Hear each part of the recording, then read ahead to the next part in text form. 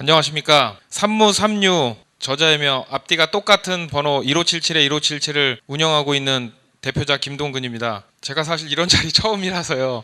부족한 게 많습니다. 좀 많이 이해를 해주시고, 그 책에도 나와 있듯이 저는 정말 가진 거 없이 아무것도 없이 시작을 해서 현재 이 대리운전 업계에서 1등을 하고 있습니다. 여기까지 오면서 정말 많은 역경과 고난이 있었는데 그 과정들을 제가 알고 있는 그대로를 말씀을 드리겠습니다. 산무라 하면 저의 인맥, 학력, 재산 이런 게 하나도 없이 이루었기 때문에 일단 제목을 산무라고 지었습니다. 근데 저희 혹시 대리운전 이용하시는 분들 계세요? 저희 1577 책에도 내용 나와 있듯이요. 저는 경기도 화성 남양이라는 동네 수원 밑에 있습니다. 거기에서 초등학교, 중학교를 졸업하고 그 후로 중학교 졸업하고 나서 서울로 올라왔습니다. 근데 이제 뭐 공부하기 싫어서 올라온 건 아니고 살면서 저희 가정이 굉장히 생각보다 많이 어렵습니다. 시골에서 저희 뭐 집도 없이 남의 집에서 살면서 부모님이 남의 논 조금씩 읽어가면서 살았는데 고등학교를 갈 여력이 안 됐습니다. 저뿐만이 아니고 저희 형님은 저보다 더 심하죠. 초등학교 졸업하고 서울로 올라왔고요. 그 다음에 제가 셋째인데 저희 둘째 형님은 고등학교까지 나왔는데 저는 중학교를 졸업하고 바로 서울로 왔습니다. 서울로 올 때도 얼마나 어려웠냐면 저희 부모님이 저희 차비해줄 여력이 안 돼서 지금도 생생합니다. 그 어린 나이에 제가 이웃집에서 2,000원을 어머니가 빌려가지고 저한테 주시면서 이걸 가지고 차비해서 서울에 작은 집 가서 일자리를 찾아봐라 저한테 그렇게 말씀을 하셔가지고 그때 당시에 2,000원이면 서울까지 오는데 보통 한 차비가 한 1,000원 정도 조금 더 들었거든요. 갈아타고 버스 여러 번 갈아타고 지하철 타고 그렇게 해가지고요. 그게 이제 저의 총 부모님한테 물려받은 총 재산입니다 지금은. 그래서 그 후로 서울로 올라와가지고 제가 첫 직장으로다가 움직였던 데가 장안동입니다. 제가 배운 게 없으니까 그렇다고 뭐 학교 다니려고 온 것도 아니고 돈을 벌어야 저희 가정에도 보탬이 되고자 해서 장안동에 보시면은 다 아실 거예요. 장안평 중고자동차 매매시장. 그곳에서 할 수 있는 거는 자동차 세차 뭐 또 저기 중고차가 이렇게 들어오면은 차를 관리해 가지고 판매를 할 보통 이제 중고차 들어오면 굉장히 차를 광택을 많이 내거든요. 그래서 그걸 다시 이제 시장에 내놔 가지고 팔리게끔 그런 업무를 제가 했는데 그 일 자체를 저는 성실한 거는 저희 부모님한테 물려받아서 하여튼 제가 맡은 일에는 굉장히 충실하게 일을 잘 합니다. 깨끗하게. 그래서 제 손에 장안평에서 한 2년 반 있으면서 김동근이라는 이름을 모르는 사람들이 없을 정도로 거기에 장사하시는 몇백 명 중에서 김동근 하면 다 알 정도로 제가 정말 열심히 자동차 광택부터 시작해서 도색이든 뭐든 기가 막히게 했습니다. 일을. 저한테 제 손을 거쳐간 자동차는 너무 잘 팔리니까 제가 처음에 그쪽에 가서 월급을 20만 원 받고 일했어요. 근데 20만 원 받을 때 저희 오너였죠. 그때 사장님이 그분이 장사가 안 되던 분이었는데 제가 그분 밑에 들어가서 하면서 그분이 그 장안평에서 유명세를 탔죠. 장사도 너무 잘 되고 제가 관리를 잘 해주니까. 근데 뭐 제 월급은 올라가는 건 아니고 그리고 저희 처음에 그 집에서 이제 명일동이 집이었는데 그분 사는 아파트에서 단칸방에서 이제 저 방 하나 주셔가지고 먹고 살고 그 생활을 거기서 한 2년 정도 해서 한 2년 반 정도 했습니다 그때.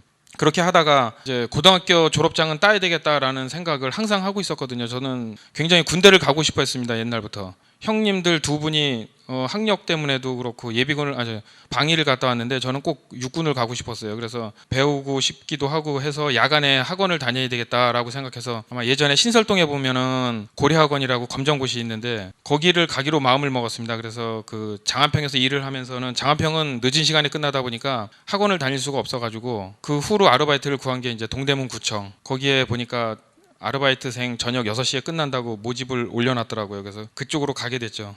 거기 갈 때도 장안평에 저희 그 대표자께서 굉장히 거부를 많이 했죠. 자기는 사업에 이게 굉장히 큰 손실이 간다는 생각을 갖고 있으니까.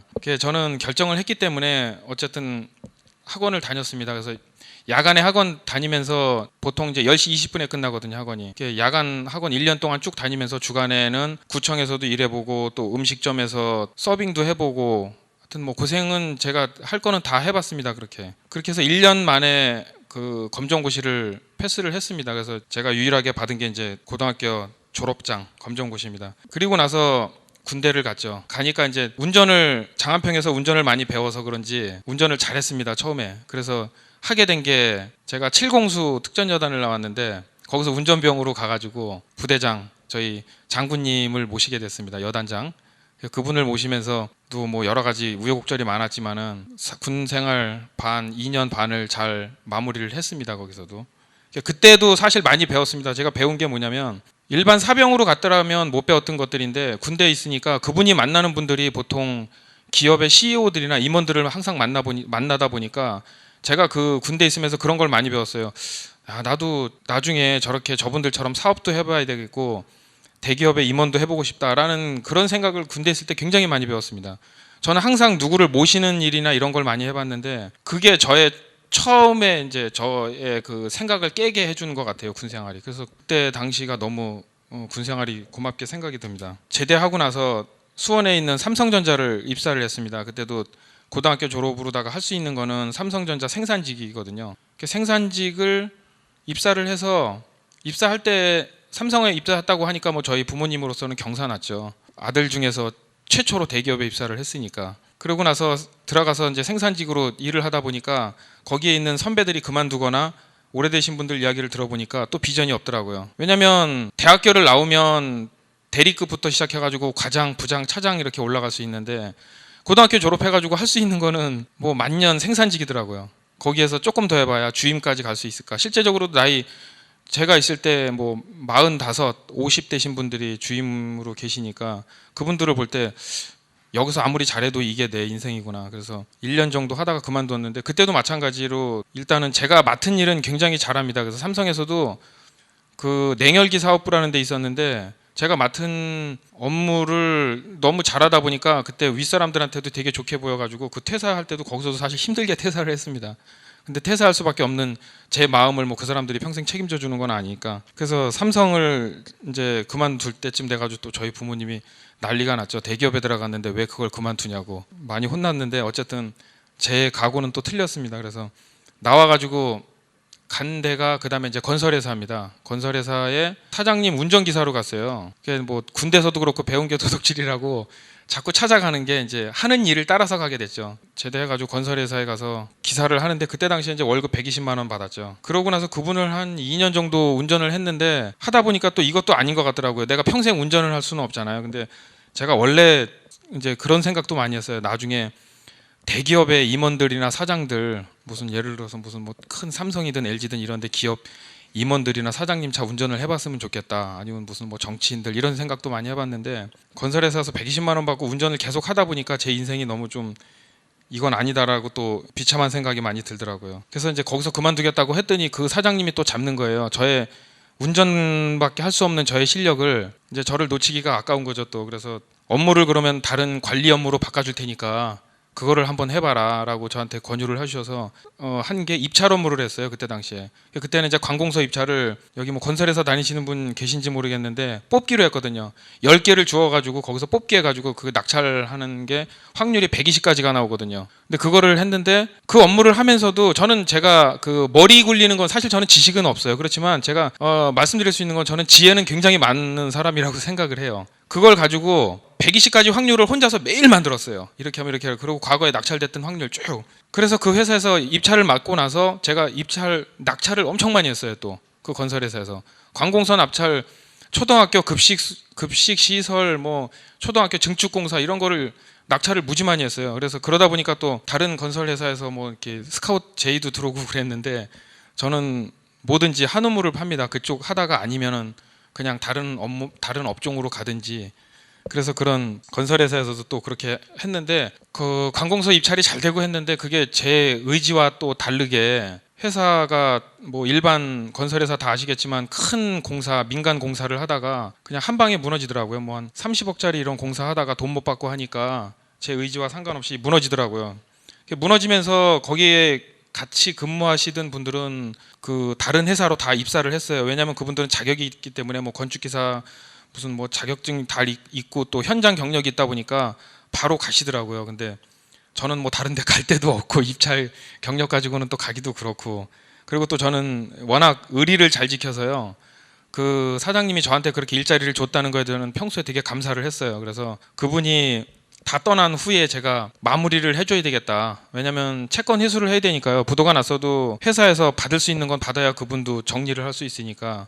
그래서 그거 회수할 때까지 제가 1년 결혼을 잊기로 제가 약속을 하고 한 달에 월급을 50만 원씩 받기로 하고 그 자리에서 있었습니다. 끝까지. 저 혼자 있었던 거죠. 그러면서 이제 채권 회수를 하고 이렇게 이제 중간중간 시간이 흐르면서 제가 그때 결혼을 했죠. 결혼할 여력이 안 됐는데 어쩌다 보니까 애가 먼저 생겨가지고 결혼을 하게 되었습니다. 그래서 한 달에 50만 원 받고 생활한다는 건 현실적으로 정말 불가능하거든요. 그런데다가 아기까지 있으니까. 그래서 어떻게 할까 고민을 하다가 그러면은 그때 당시에 이제 그 건설 회사에 차가 하나 있었어요. 1톤 트럭 현장에서 쓰던 거 정말 오래돼가지고 덜거덕거리는 게 있는데 그 차를 가지고 뭔가 해보려고 하다가 한 게 지금 아실 거예요. 할머니 할아버지들 그 파지 주스러 다니시죠.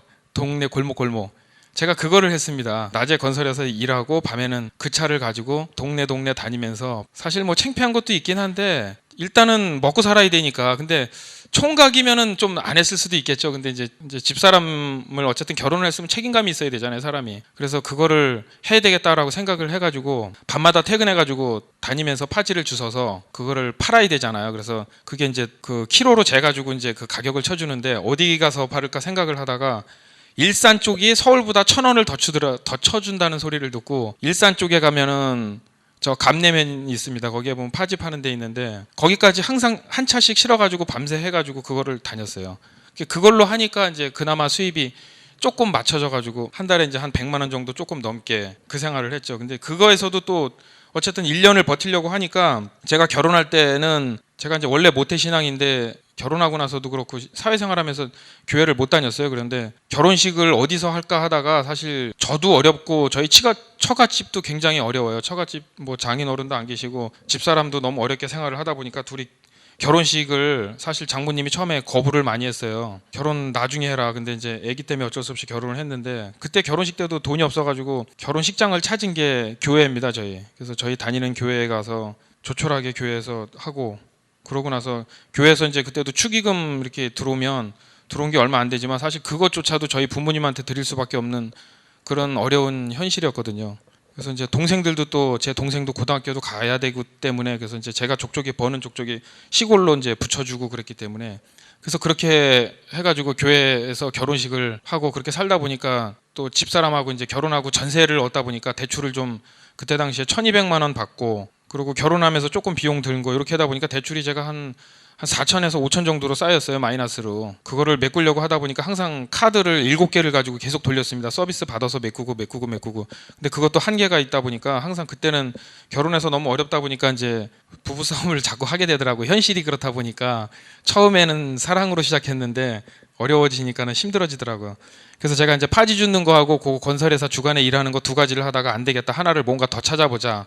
해서 한 게 택시 운전입니다. 택시 회사를 가서 일단 시험을 보고 자격증을 따고 마포에 있는 동성쿨택시라는 회사를 들어갔습니다. 제가. 그래서 그거는 언제 했냐면은 토요일, 일요일, 명절 이런 날은 정말 24시간을 제가 운행을 했어요. 그래서 쓰리잡이 됐죠. 세 가지가 됐죠. 그래서 주말에도 그거 하고 그렇게 움직이니까 한 달에 이제 벌이가 한 200~300 정도로 조금 올라가더라고요. 그래서 그걸 가지고 이제 쭉 생활하다가 이제 그 건설회사 1년이 딱 되고 나서 이제 그만뒀죠. 그만두고 그 사장님도 건설회사를 정리하고 이제 더 이상 할 게 없는 거죠.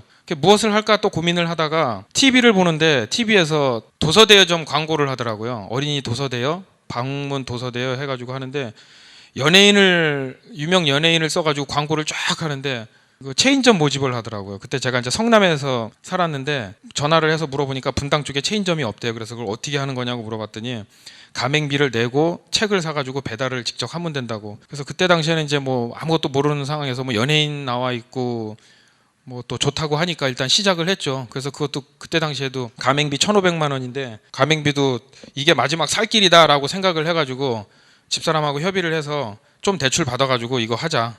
이거 해서 뭐 잘 되면은 나머지 다 갚을 수 있지 않냐라고 해서 했는데 해가지고 도서대여를 하다가 보니까 뭐 경쟁사도 또 나타나고 그 다음에 또 제가 생각했던 거랑 또 틀린 게 이 가맹점 같은 경우는 실제적으로 저는 정말 열심히 그때 당시에 이제 제가 다마스를 하나 구입을 해가지고 책 배달을 했어요. 집집마다 아파트 분당 지역.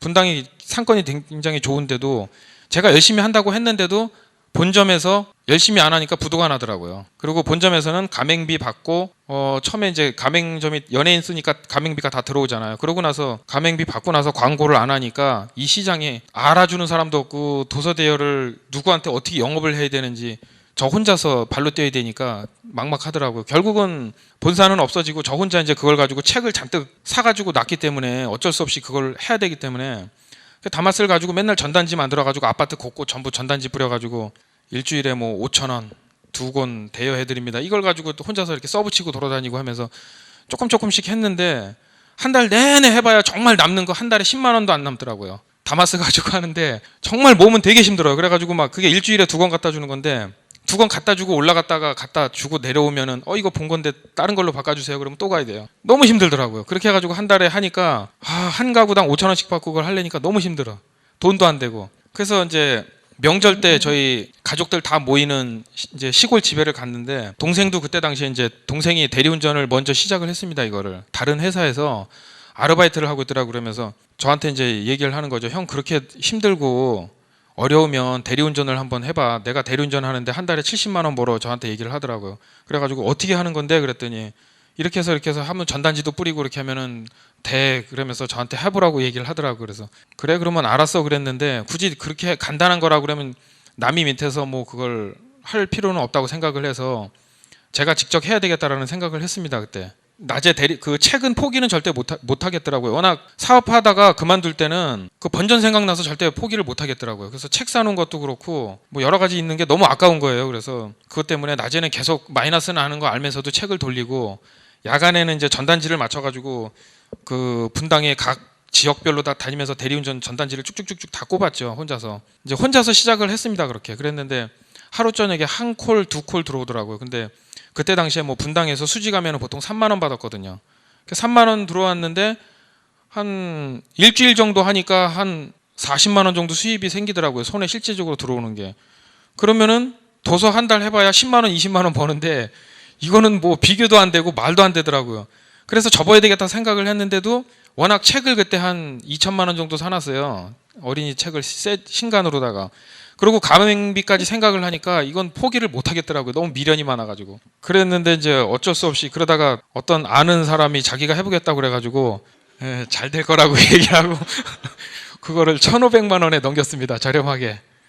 그분은 어떻게 됐는지 아마 모르겠습니다. 그러고 나서 이제 대리운전으로 본격적으로 뛰어들어야 되겠다라는 생각을 그때 당시에 하고 나서 이제 처음에 생각한 것이 분당 지역. 제가 이제 분당을 제일 잘 아니까 분당 지역에서 대리운전을 시작을 한 겁니다. 그때. 근데 제가 대리운전 그때 시작을 할 때 그때 당시에 그 메이저 업체들이 굉장히 큰 업체들이 많았어요. 지금 이제 여기 오신 분들도 뭐 어떤 사업을 하려고 그러면 현재 뭐 잘 나가는 업체들 많이 하고 있겠지만 그때 제일 잘 나가는 업체의 기사가 보통 한 300명 정도. 엄청 많았죠. 저는 혼자인데. 그리고 그 밑에 2등, 3등 하시는 분들이 다 200명, 100명, 50명 이렇게 쭉 이미 체계가 다 잡혀 있는 시장이기 때문에 제가 뭐 거기에 낄 수 있는 여건은 되지도 않았어요. 그래서 일단은 뭐 누구한테 그거를 또 배울 수도 없고요. 워낙 경쟁도 치열하고 가르쳐 주려고 하지도 않고 대리운전이라는 거를 그래서 그렇게 지역에서 그냥 전단지 조금씩 뿌려가지고 하다가 보니까 이제 콜이 조금씩 나오더라고요. 그래서 그때 당시에 이제 조금 이제 욕심을 내서 이제 하려고 했던 게 이제 분당, 수지, 경기도, 광주 이 일대를 다 하려고 하다 보니까 혼자서 지역도 넓어요. 일단 분당에서 이렇게 대기하고 있다가 보면은 경기도, 광주에서 콜이 나와요. 그러면은 경기도, 광주까지 그때는 고객이 뭐 하루에 1명, 2명 들어오니까 광주까지 달려가요. 그러면은 이미 차 타고 가버렸어요. 딴 데로. 그거 굉장히 허무하죠. 그래서 그런 거를 하도 많이 겪다 보니까 이렇게 많이 지역을 다 해다는 안 되겠다. 그냥 분당 지역만 하자. 그래서 분당을 집중적으로 이제 공략해서 워낙 분당 시장이 또 많으니까 그 아파트에 사는 사람들이 나중에는 이제 고객들 상대로 영업을 하면 매출이 꽤 크겠다라고 생각을 해서 어떻게 할까 생각한 게 이제 그 강남 분당을 오가는 고객들을 상대로 해서 가격을 좀 다운시켜서 뭔가 해보자라는 생각을 했어요. 그래서 강남 분당 제일 많이 왔다 갔다 하는 게 아시겠지만 고속도로하고 분당 수서하고 내곡간 터널이거든요. 근데 이제 영업을 할 수 있는 지역은 딱 한 군데죠. 분당 내곡간 터널.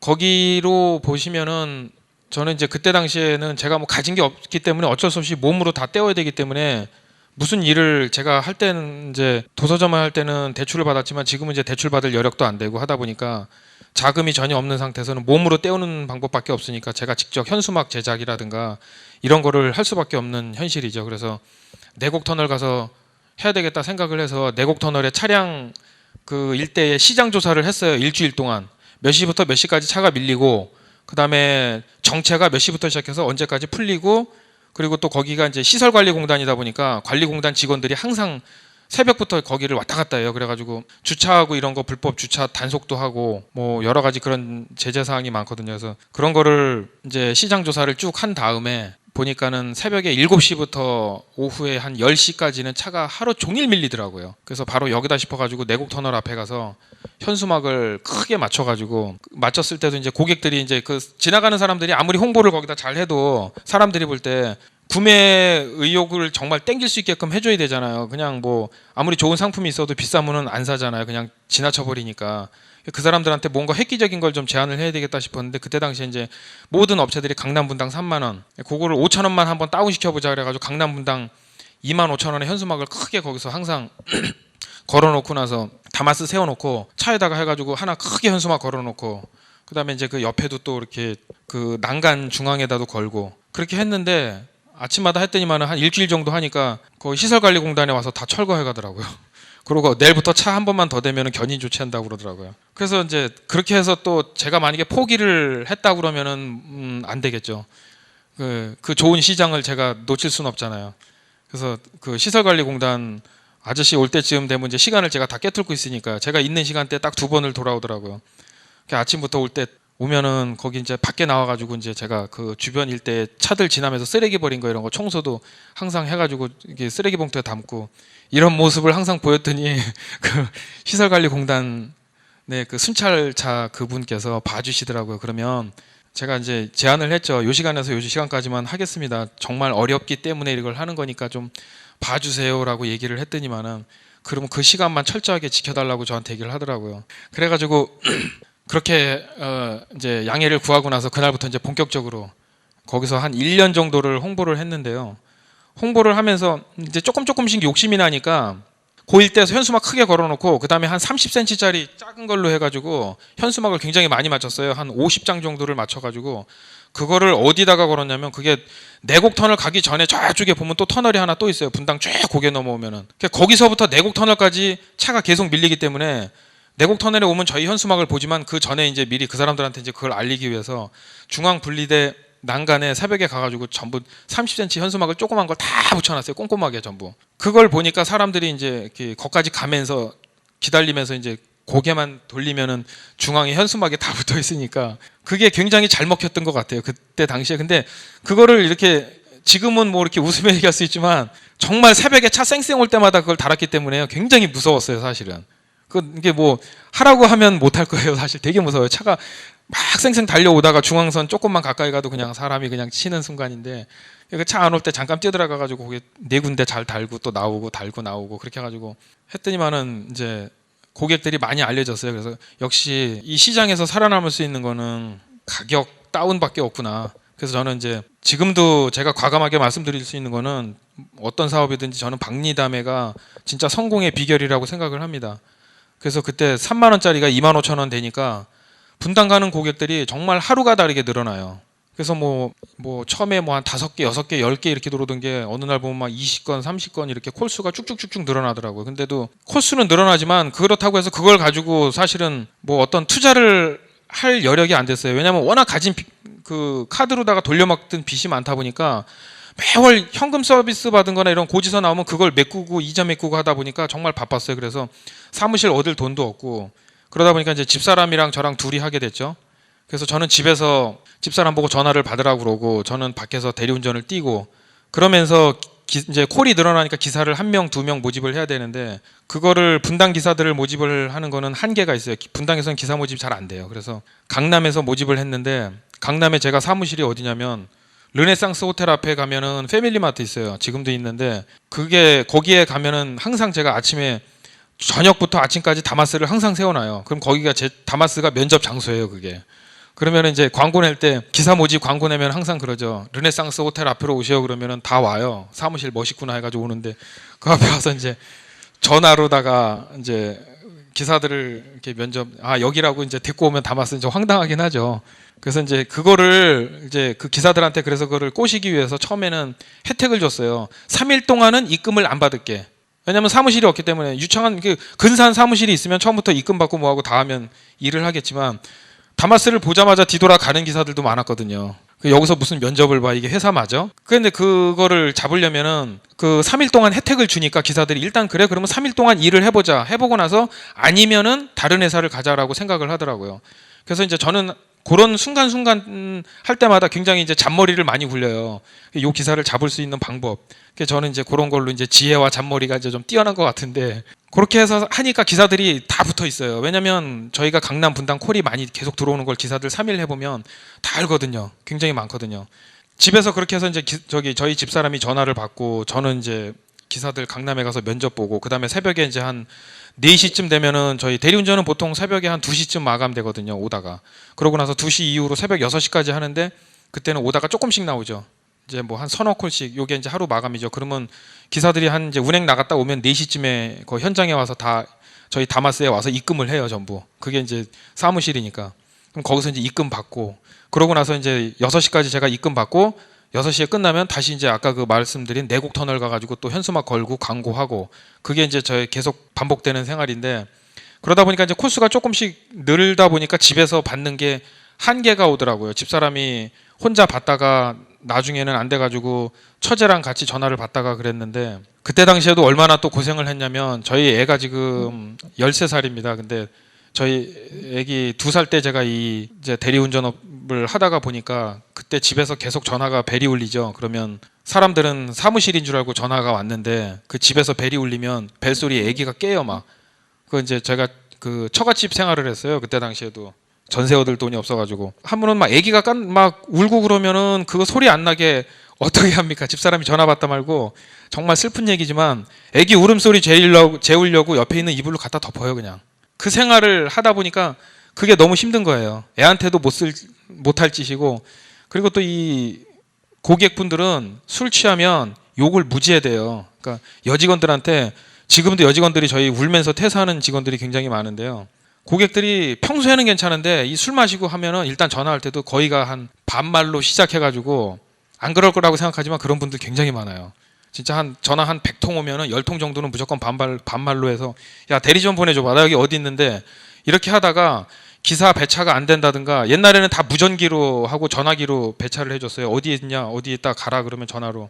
그렇게 했는데 배차가 안 되면은 사무실로 전화해가지고 욕을 무지해 대요. 막 진짜 입에 담지 못할 욕을 굉장히 많이 해요. 그러니까 그 집사람이 이제 그 욕을 듣다 보니까 대판 싸웠죠. 그냥 어느 날 보면은 막 전화가 안 돼. 그러고 막 무전기도 꺼 있어. 그래 승질나, 집에 가 보면은 승질나서 집사람이 성질나서 고객한테 욕 먹어가지고 승질나서 전화기를 집어던져가지고 코드가 빼지고 막 빼있고 막 그런 날이 한두 번이 아니에요. 여직원 같으면 그렇게 못하죠, 절대로. 이제 뭐 자기가 퇴사하는 한이 있어도 그렇게 못하죠. 근데 집사람이다 보니까는 그걸 하더라고. 그냥 전화기 코드 빼가지고 집어던지고, 또 막 애기 울면은 막 너무 그런 걸 보다 보니까 안 되겠다. 그래서 사무실을 얻어야 되겠다. 그래서 고민을 무지했어요. 왜냐면 강남으로 나간다는 것 자체가, 강남이 임대료가 비싸잖아요. 근데 그때 알아본 게 경복 아파트 사거리에 사무실이 있었는데 그게 월세가 63만 원 달러더라고요. 근데 사실 엄두를 못 냈어요. 63만 원이라는 게 그때 당시에 제 수중에는, 남들이 볼 때는 뭐 얼마 안 된다고 생각할 수도 있지만 제가 생각할 땐 굉장히 큰 돈이었어요. 63만 원씩 내고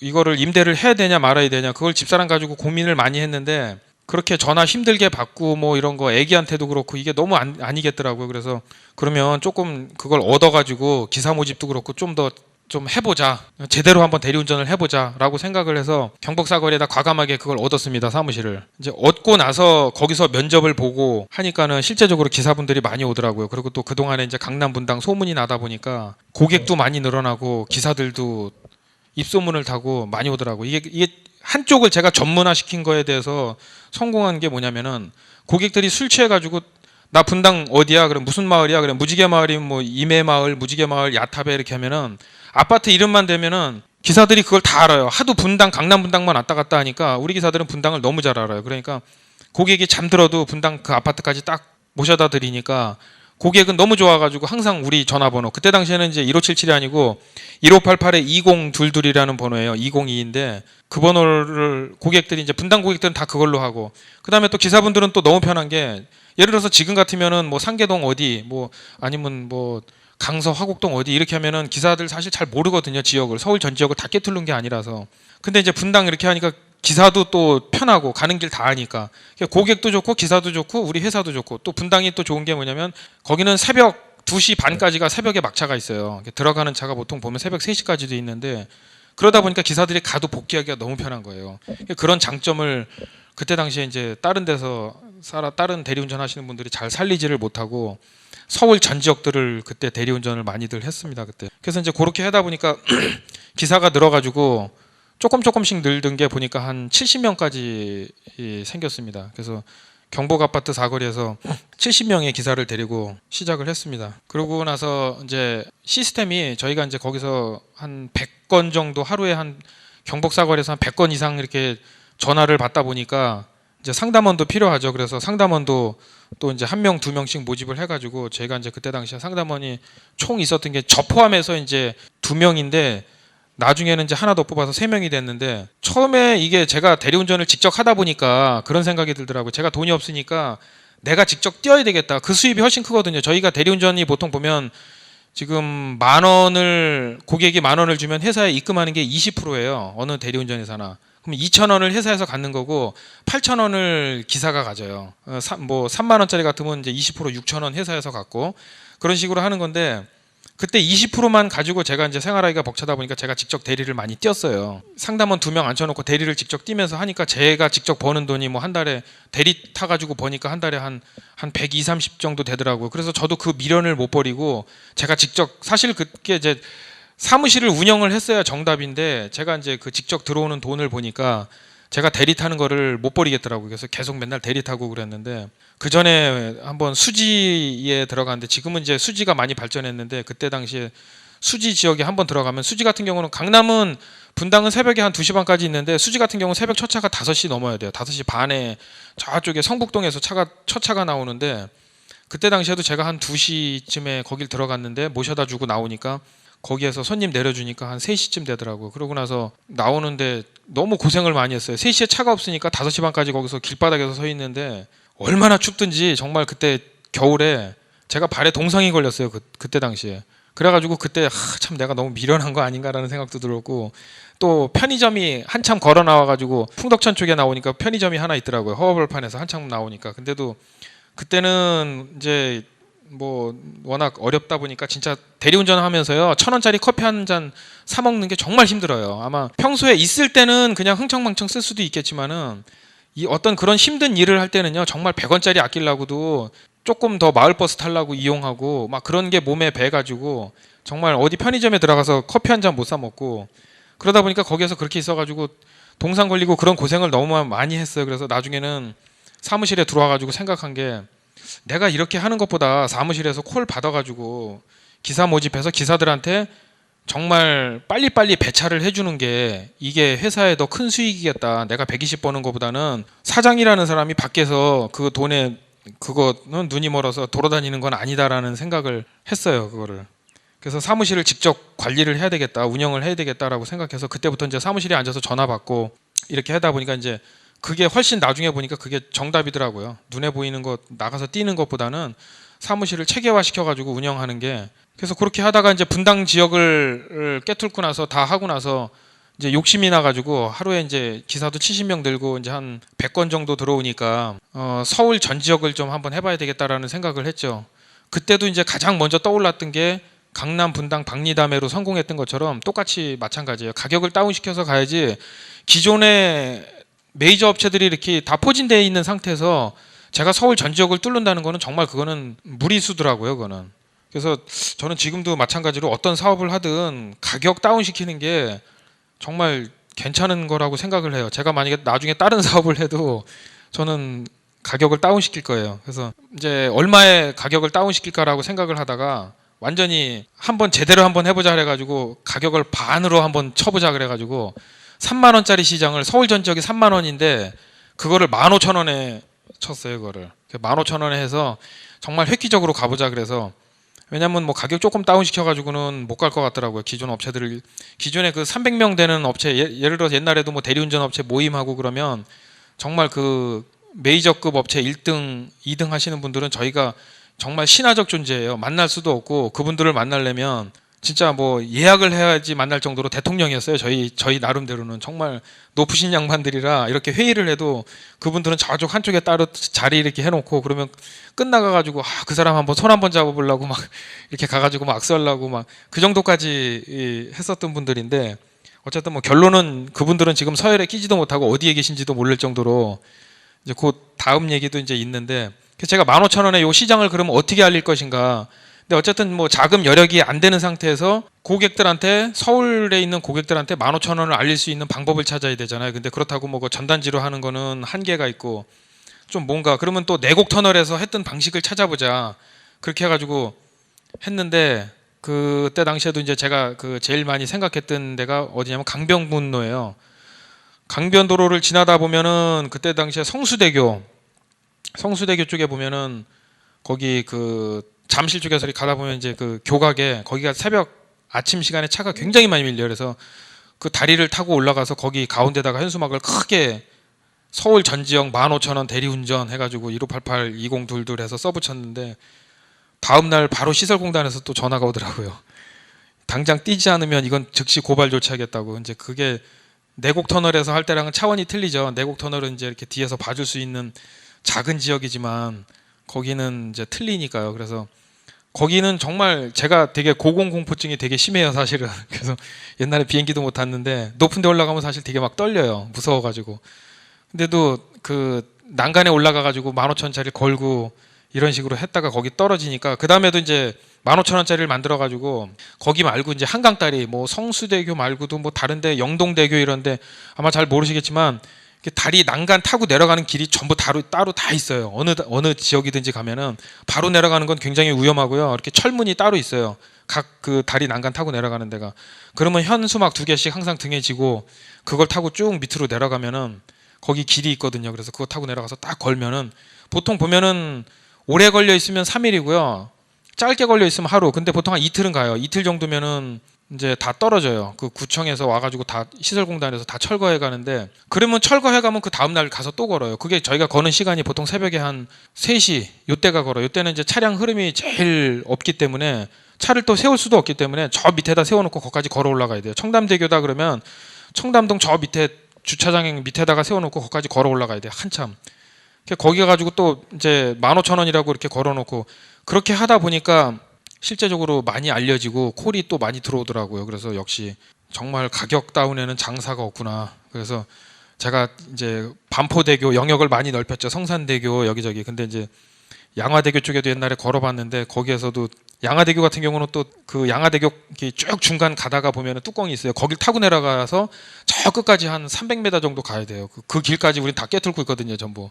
근데 그 길이 통로가요. 실제적으로 안에 들어가 보시면 뚜껑 열고 딱 그 안에 들어가면 시큰컴해요. 되게 무서워요, 사실. 그 안에 무슨 뭐 쥐새끼라도 하나 나오면 진짜 놀래 자빠져요. 그래가지고 쭉 타고 가면 이제 그 강변도로까지 그 통로를 후레쉬 들고 이렇게 쭉 300m 가면 이제 그때서야 이제 거기 현수막 걸 수 있는 자리가 딱 나타나요.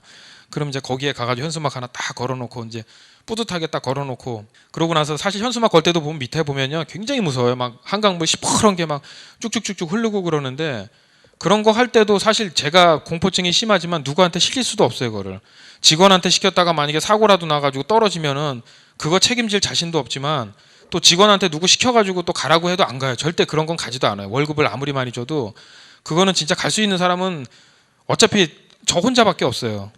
근데도 제가 그렇게 고공공포증이 심해서 무서웠는데도 제가 먹고 살아야 되겠다는 제 의지를 꺾을 수는 없더라고요. 정말 그게 그 공포증이 찾아다니면서 그렇게 해가지고 이제 딱 걸어놓고 오면은 다음날 가보면 떨어져 있으면 되게 황당하죠. 그래도 어쨌든 간에 그렇게밖에 할 수 있는 여력이 안 되니까요. 왜냐면 자금력이 되면 뭐 다른 방법과 수단을 통해서 하겠지만 사람을 쓰든 무슨 뭐 광고를 하겠지만 그때 당시에는 그게 제가 유일하게 할 수 있는 방법이다 보니까 이제 그렇게 했는데 제가 15,000원짜리를 해가지고 하는데 이제 동종 업계에서 딱 나타났어요. 나타나서 하는 게 14,000원이라고 라디오 광고를 때리더라고요. 서울 전 지역을 14,000원. 와, 14,000원. 그러니까 저는 현수막으로 15,000원을 했는데 14,000원이라는 라디오 광고를 때리니까 제 거는 비교도 안 되더라고요. 그래서 그것도 마찬가지. 제가 1,500으로 해가 15,000원이라고 현수막 해가지고 광고 때릴 때 보통 50개, 70개, 80콜 올라오던 게 한 250콜까지 올라왔어요. 저희가 15,000원짜리 하니까. 그러니까 그 사장도 친한 저 사장인데 그 양반이 우리 사무실에 딱 와서 보더니 250콜 딱 뜬 거를 보고 그날 눈이 딱 돌아가가지고 그 다음날 가서 산 게 14,000번이에요. 그래서 전화번호를 이제 14,000번이라는 게 뭐냐면 1,400번이에요. 그래서 뒤에다가 이제 1,400번인데 동그라미 하나만 더 누르면 14,000번이 되는 건데 고객들한테 이제 그걸로 번호하고 요금이 일치되는 대리운전 번호 해서 14,000번 외우기도 편하잖아요. 저희는 15,000번도 아닌데 14,000번에 14,000원 이렇게 광고를 하니까 콜 올라오는 게 그때 제가 거기가 이제 다음 날부터 라디오를 때렸는데 그쪽 사무실에 갔더니 700회, 800회까지 올라오더라고요. 저도 또 가서 그거 보고 기절했죠. 저의 방식으로는 그렇게 하는데 현수막 가지고는 거꾸로 내 콜까지 다 뺏어가니까 그 사람이 그렇게 라디오 광고에서 야 이건 아니다 싶어가지고 저도 방법을 생각을 했는데 그때 이제 제가 생각한 게 맞불 작전이죠. 어쨌든 나도 그러면 해야 되겠다. 내가 여기서 밀리면 나도 안 되니까 그거를 어떻게 할까 싶다가 저도 이제 번호를 하나 따야 되겠다라는 생각을 했어요. 그래서 몇 번으로 할까 하는데 그때 당시에 이제 저희 기사님들이 한 100명 정도가 다 됐는데 이 100명이 갑자기 사무실을 쳐들어온 거예요. 하루 저녁에 쳐들어와가지고 하는 얘기가 전부 다 오늘 그만두겠습니다. 그래서 왜 그러냐고 그랬더니 서울 시내 15,000원 가지고는 저희가 살 수가 없습니다. 다른 데 다 3만 원 받는데 왜 우리 회사만 15,000원이냐고. 그리고 그때 당시에 저희가 또 제안했던 게 옛날에는 이제 다 무전기 방식이었는데 무전기 방식을 쓰다가 보니까 콜을 줄 수 있는 게 한계가 있어요. 100명한테 주었을 때 먼저 잡는 사람이 물론 키를 먼저 잡는 사람이 오다를 잡을 수 있지만 다른 사람이 잡으면은 그게 서로가 막 뒤죽박죽 돼가지고 어떤 때 고객한테 막 두 사람이 같이 가서 싸움이 나고 막 그러더라고요. 그래서 그때 판단한 게 100콜까지는 무전기로 갈 수 있지만 100콜 이상은 무전기가 절대 안 돼요. 그래서 무전기를 그때는 이제 PDA하고 핸드폰으로 바꾸자라는 결심을 해서 기사들한테 공지를 했죠. 우리 PDA나 콜이 15,000원짜리 콜이 증가해가지고 PDA로 바꿀 거니까 무전기 다 처분하고 PDA로 바꾸세요라고 얘기를 했더니 거기에 대해서 강력하게 반발이죠. 15,000원짜리도 못 하는데 PDA까지 바꾸더라니 우리 다 그만두겠다라고 얘기를 하더라고요. 전부 들어와서요. 그래서 저는 이제 그 많은 사람들을 모으기까지 굉장히 힘들었잖아요. 근데 100명이 들어와가지고 사무실에 와가지고 다 그만둔다고 그럴 때 속으로 솔직히 얼마나 기쁘든지. 왜냐면 여기 있는 100명이 내가 요구하는 건 그거죠. 무전기 계속 써라. 그 다음에 가격을 다시 위로 올려라 라고 얘기하는 거지만은 그렇게 했을 경우에는 우리 회사가 갈수록 쭈그러들죠. 같이 14,000에 하는 친구는 콜이 계속 올라가는데 그래서 나는 이제 겉으로는 100명이 들어와서 얘기했을 때 알았다고 그러면 내일 생각해 보겠다고 얘기를 했죠. 그 자리에서 못 한다고 그러면 이제 워낙 100명이 떼거지로 왔으니까 뭐 얻어맞을 수도 있으니까. 그래서 이제 일단 알았다고 그러고 그렇게 검토해보겠다라고 얘기했는데 다 그만둔다고 얘기하니까 속으로 정말 너무 속 시원했어요. 그래 좀 내일 제발 하나도 나오지 말아라. 정말이지 너네들이 나 회사 평생 책임져 줄 거 아니면 나는 여기서 무조건 갈 거다. 이미 결심을 했으니까요. 다 PDA로 바꿔야 되고 핸드폰 프로그램으로 바꾸고 가격도 다운시키고 이미 내곡 터널에서 그 맛을 봤는데 제가 그걸 어떻게 포기합니까? 그래서 저는 간다는 생각을 했기 때문에 그래놓고 나서 이제 이틀 뒤에 7명이 딱 찾아왔어요.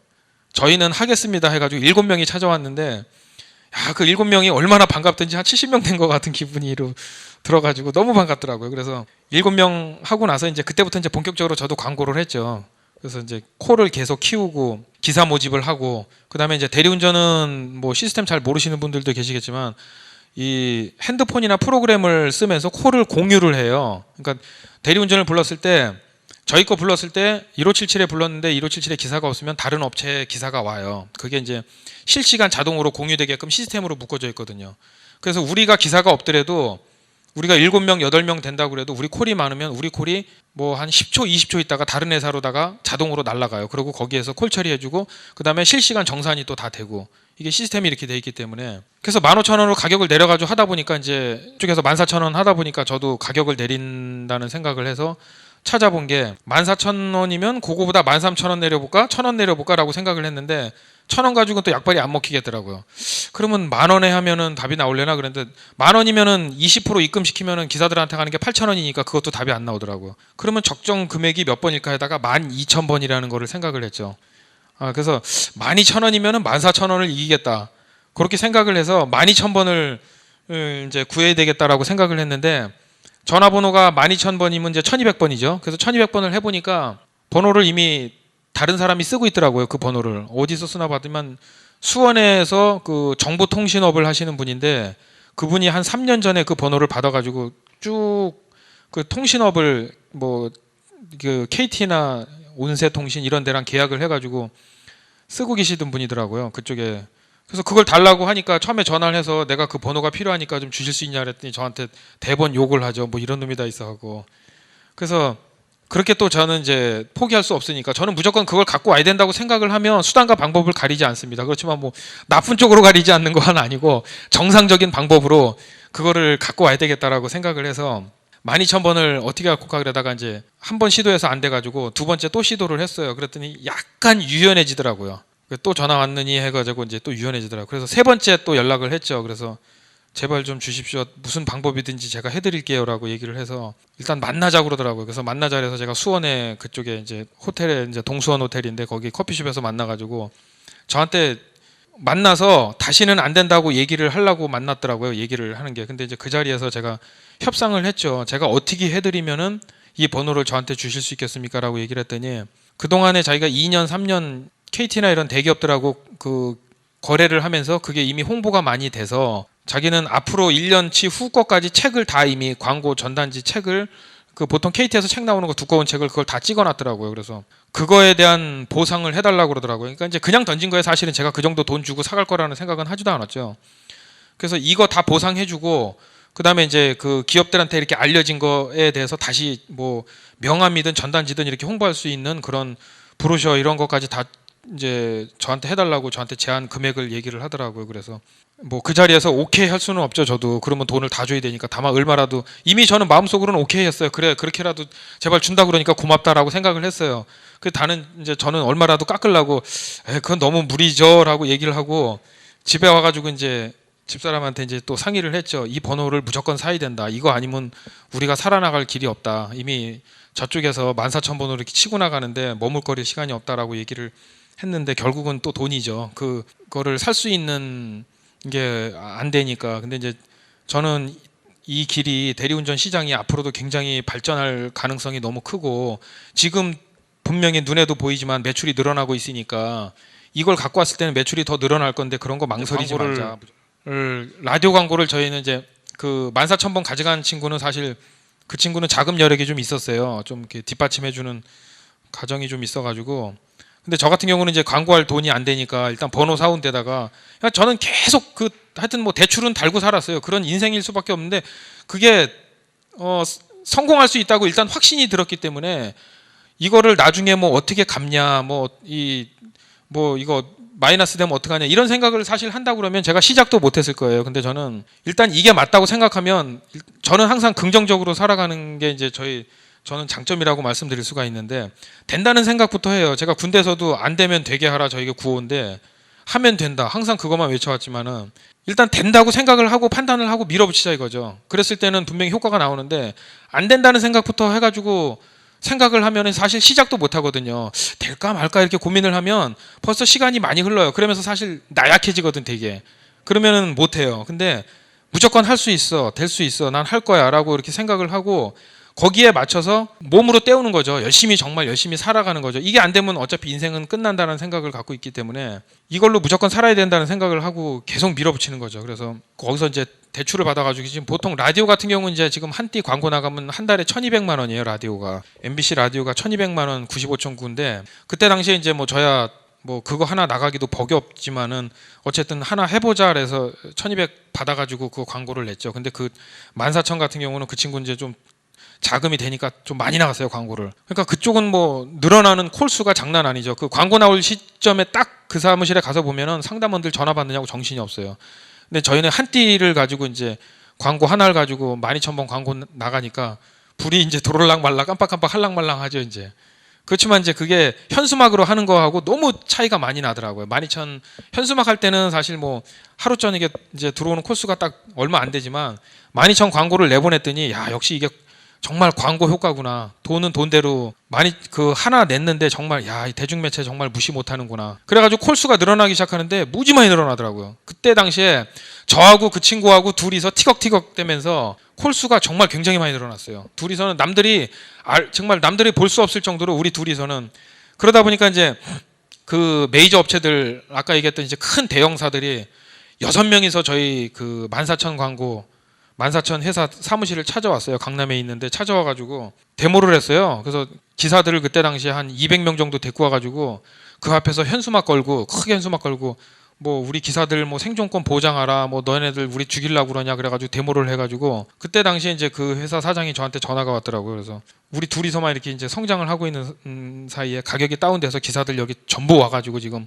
데모한다고 어떻게 했으면 좋겠냐고. 그래서 제가 그 뭘 어떻게 경찰 불러가지고 하라고. 그래서 그때 당시에 경찰 2개 중대가 와가지고 다 해산을 시켰어요, 그거를. 그게 이제 굉장히 큰 이슈였는데 경찰들이 와가지고 다 해산시키고 나서 그 메이저 업체 사장님들 6명이 사무실에 와서 이제 업무 방해를 막 하고 있었죠. 그래서 이제 그 사장님이 그쪽 사장님하고 해서 이제 우리 사무실에 또 쳐들어왔더라고요. 그래서 우리 사무실은 이제 사실 조그마니까 뭐 그때 63만 원짜리 그 사무실이 뭐 해봐야 그때 한 10평도 안 됐어요. 저기 분양 그 평수가 임대 평수가 조그마니까. 그래서 그쪽 사무실 먼저 갔다가 우리 사무실로 와가지고 우리 사무실도 12,000원짜리 당장 포기하라고 저한테 뭐 강요를 하더라고요.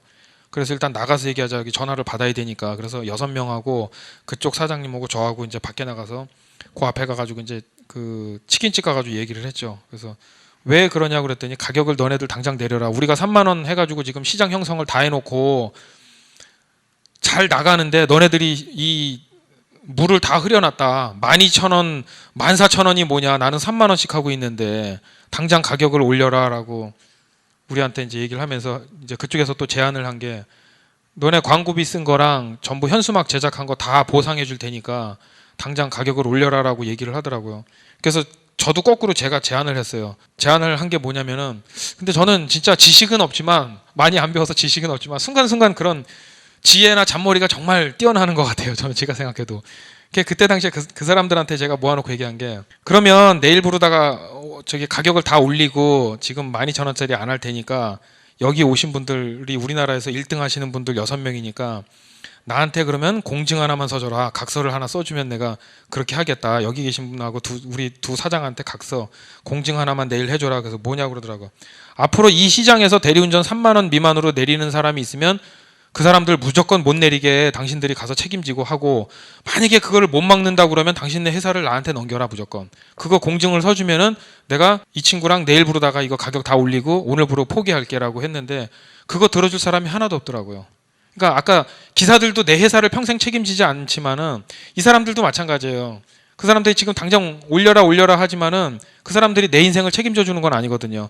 어쨌든 이 시장에 의 가격은 언제든지 내려갈 수 있는 게 누가 사더라도 싼 집 가서 먹지 비싼 집 가서 안 먹지 않습니까? 뭐든지 똑같은 맛인데 그분들이 이제 사무실에 와서 그렇게 해가지고 결국은 안 됐죠. 그러고 나서 이제 딱 보내고 나서 이제 그 다음 날부터 이제 둘이서 이제 정말 후련하게 이제 티격태격하면서 이제 급성장을 했죠. 그래서 이제 뭐 이제 둘이서 한 1,000콜 넘고 막 1,500콜 넘고 이렇게 콜수가 많이 늘어나면서 사실 기사도 많이 늘었죠. 그러는 와중에 이제 그 6명이 했던 얘기가 뭐냐면 그 6명의 메이저 업체들이 자기네 기사들한테 하는 얘기가 저 회사들 조만간 망할 거야. 15,000원짜리를 누가 타냐? 14,000원짜리를 누가 타냐? 그러니까 자기네 그건 이제 그렇게 이야기를 하면서 자기 기사들을 구슬르는 거죠, 이제. 그러면서 저 회사들 조만간에 다 없어질 거야. 그러니까 너무 신경 쓰지 말고 우리는 그냥 끝까지 3만 원짜리 고수하자. 자기네들끼리 이제 위로를 하면서 이렇게 업체들끼리 이제 메이저끼리 이렇게 위안 삼고 하면서 기사들도 달래고 본인들은 계속 3만 원짜리를 고수한 거죠. 그러는 사이에 우리는 그 사람들하고 비교할 수 없을 정도로 이제 굉장히 성장을 해서 진짜 둘이서 이 시장에 뭐 메이저급이 되다시피 성장을 했는데 그 사람들은 이 시장에서 아니란 생각으로 대처를 하다가 결국은 그 회사들은 다 거의 망하다시피 했어요. 그래서 시장의 흐름을 좀 빨리 파악하고 같이 느꼈으면, 그러니까 저희가 뭐 프로그램도 PDA나 핸드폰으로 바꾸고 가격도 다운시킬 때 같이 좀 그거를 했으면 아마 그 사람들이 저희보다 더 컸을 거예요 지금. 근데 그거를 아니라고 반대만 하고 본인들은 그 끝까지 무전기 쓰고 이 회사들은 망할 거라고, 그러니까 그거를 깨지를 못한 거죠. 그거를 본인들이 좀 생각을 좀 빨리 깨고 우리보다 먼저 했으면 이미 갖추어져 있는 그 기반이 있기 때문에 성장을 빨리 했을 텐데 거기에서 이제 지금 그 사람들이 굉장히 많이 후회를 해요. 근데 후회하지만 이미 뭐 시장 형성은 다 끝난 거고 그때 당시에는 요금이 모든 게 대리운전 요금하면 뭐 15,000원이면 15,000번, 14,000원이면 14,000번, 그다음에 뭐 12,000원 번호대별로 이미 다 이게 형성이 돼가지고 그 업체들이 번호를 다 따갔어요. 1200, 1300, 1400, 1500 이런 번호들을 다 따갔는데 그때 가서 가격을 내리겠다고 생각했을 때는 이미 그 사람들이 가져갈 번호가 없는 거예요. 그러니까 그 사람들은 이미 뭐 시장에서 이제 더 이상 버틸 수가 없게 됐죠. 기존에 있는 번호 가지고 하다 보면은 뒤로 이제 계속 밀려나는 거고요. 그런 식으로 해가지고 이제 저희 두 사람은 이제 계속 성장을 하고, 근데 이제 저도 12,000번을 하면서 저희가 이제 1200번이지만 그걸 가지고 저는 이 시장을 이 번호 가지고 이제 거의 뭐 끝까지 갈 수 있겠다라는 생각을 했죠. 1200번이면은 이 내 밑으로 이제 아무도 번호 안 내려오니까 이 대리운전이 이제 있는 한 1200번이 끝 이제 내가 이제 위인이다라고 생각을 하고 끝까지 밀어붙였는데 잘 나갈 때 항상 그런 위기가 계속 오더라고요. 옆에서 치는 사람들이 너무 많아요. 어느 날 제가 1200번 가지고 콜수를 쭉 올리고 있는데 어떤 사장님들이 저희 사무실에 놀러 온다고 그러더라고요. 그래서 오시라고. 저는 항상 개방을 많이 해요. 모든 사람들한테 오픈하고 개방하고 같이 잘 됐으면 하는 생각을 막 있기 때문에 누가 와서 우리 회사를 구경한다고 그래도 어서 오십시오 하거든요. 그래서 그날도 오신다고 그래서 사무실을 이렇게 열어가지고 보여드렸는데 우리 사무실에 있는 컴퓨터를 이제 다 보더라고요. 콜수가 이렇게 많이 올라가 1200번 가지고 야 정말 괜찮다 이거 해가지고 다 보여주고 이렇게 그 배워가고 나서 그 다음날 딱 보았더니만은 그분들이 완전히 우리 회사에 대해서 염탐하러 왔는데 얼마 있다 보니까 12,000번이 또 나온 거예요. 동일한 번호가. 근데 이제 저희 같은 경우는 1688에 12,000인데 거기는 1688보다 더 인지도 있는 국번을 12,000번을 갖다가 사왔더라고요. 근데 그때 당시에도 이제 12,000번을 제가 그 번호도 전화를 해봤어요. 그래가지고 전화를 해봐서 이 번호를 팔 것인가 안 팔 것인가 확인을 해봤는데 그때 당시 그 번호가 전국 이삿짐 센터에서 운영하는 체인점으로 돼 있었거든요. 그래서 저는 이 번호만큼은 누가 못 가져가겠다라고 생각을 해서 제가 대시를 안 했는데 결국은 저도 방심한 틈에 그 번호를 뺏긴 거죠. 그리고 그분이 우리 사무실에 와서 이렇게 보고 가더니만 그 다음날 그거를 인수를 했더라고요. 해가지고 광고를 때리는데 뭐라고 때리냐면은 역시 대리운전은 12,000 대리운전 12,000번호는 이게 최고야 하면서 광고를 때리는데 그 번호가 인지도가 훨씬 낮거든요. 저희보다. 그러다 보니까 모든 콜이 또 그쪽으로 쭉쭉 가는 거예요. 그러니까 뭐라 그럴까 하여튼 우리 번호가 많이 알려져 있지만 1688이라는 게 이제 사람들이 보면 이 대표 번호가 앞에 국번이 많아요. 뭐 1588, 1688, 1644, 1544 이렇게 많은데 인지도가 덜 알려진 번호는 광고를 많이 했을 때 인지도 알려진 번호가 하루아침에 탁 튀어나오면 클릭 다 가게 돼 있어요. 고객들은 이게 원래 이게 그 기억하고 있는 보통 무슨 국민은행이든 뭐 하나 신한은행 보면 대기업들이 다 1588을 많이 쓰잖아요. 근데 거기에다가 뭐 1644나 뭐 1688 이런 거 쓰면 인지도가 떨어지니까 그래서 저희가 그걸로 하다가 보니까 이제 그쪽에서 딱 튀어나오니까 우리 콜들이 모두 다 뺏기더라고요, 글리. 그래서 거기에서 또 위기를 많이 느꼈죠. 이렇게 해가지고 어떡하나 안 되겠다 싶어가지고 그때 또 한참 또 고민을 했죠. 그러면 내가 여기서 뭘 어떻게 해야 될까 해서 번호를 찾았는데 그때 당시에는 시장이 요금대별로 이미 형성이 다 돼 있기 때문에 뭐 12,000, 13,000 이런 거 그런 번호 아니면은 대리운전 시장에서는 먹히질 않았어요. 그때 당시에 이제 경복 아파트 사거리에서 있으면서 저희가 기사가 그때 한 70명에서 한 100명 정도 늘었을 때인데 그때 그 위기를 맞으면서 저는 이제 잘 나갈 거라고 생각을 해서 제가 그때 강남의 차병원 쪽에 그 뒤에로 이사를 갔거든요. 그 주택 단지로다가. 근데 이사 갈 때 그때 월세가 얼마냐면 320만 원이었거든요. 그래서 60만 원대에 있다가 320만 원을 간다는 건 사실 엄두를 못 냈죠. 그렇게 큰 데로 이사를 갔을 때 그 월세나 관리비를 어떻게 낼 것인가. 근데 그때도 마찬가지지만 뭘 할 때는 저는 이제 된다는 생각을 항상 하고 있기 때문에 일단 그때도 마찬가지로 제가 믿고 있는 그냥 저의 그냥 추진력으로다가 밀어붙였어요. 그래서 그쪽 차병원 쪽으로 가가지고 했는데 거기에서 좀 또 성장을 많이 했죠. 거기에서 저희가 기사를 모은 게 한 300명, 400명까지도 계속 모았죠. 굉장히 많이 성장했는데 이제 그러다가 이제 이게 12,000번 때문에 고생을 해서 결국은 또 생각했던 게 뭐냐면은 번호를 다른 걸 찾자 했는데 저한테 기회가 오더라고요. 저는 그런 기회는 또 이제 별로 안 올 거라고 생각했는데 어떤 기회가 오냐면 우연히 이렇게 업체 사장님들하고 사람들하고 이렇게 만나서 이렇게 저녁을 먹는데 누가 그러더라고요. 1577에 1577이 나왔는데 이거 한번 인수해 볼래라고 얘기를 하더라고요. 근데 저한테 얘기한 게 아니고 앞에 있는 사람하고 제 옆에 있는 사람하고 둘이 얘기를 하고 있는 거예요. 근데 제 귀에 그게 자꾸 들어오는 거죠. 제가 안 그래도 지금 1200번 가지고 힘들어 하는데 그 소리를 이제 저한테 솔깃하게 이제 들어오죠. 그래서 보니까 이거를 인수하자. 그래서 생각을 했어요. 근데 금액이 이건 뭐 1577, 1577은 아시겠지만 이게 KT에서 최고 특등급이에요. KT에서 특등급 번호는 우리나라에 딱 두 개 있습니다. 1588, 1588하고 1577에 1577.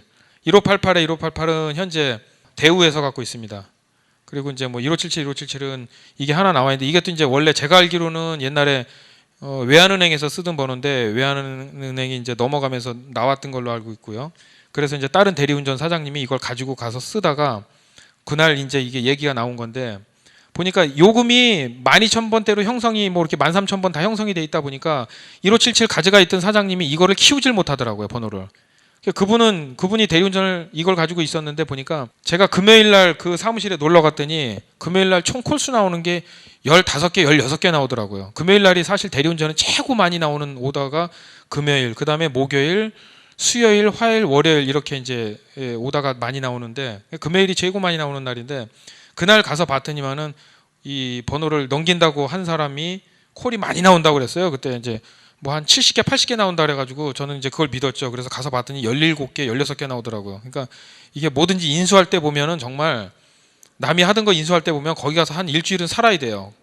그리고 정말 장부도 정확하게 봐야 되고 이게 팔라는 사람하고 갑과 을의 차이가 항상 있어요. 보면은 많이 받으려고 그러고 적게 주려고 하는데 이건 너무 많이 차이가 나더라고요.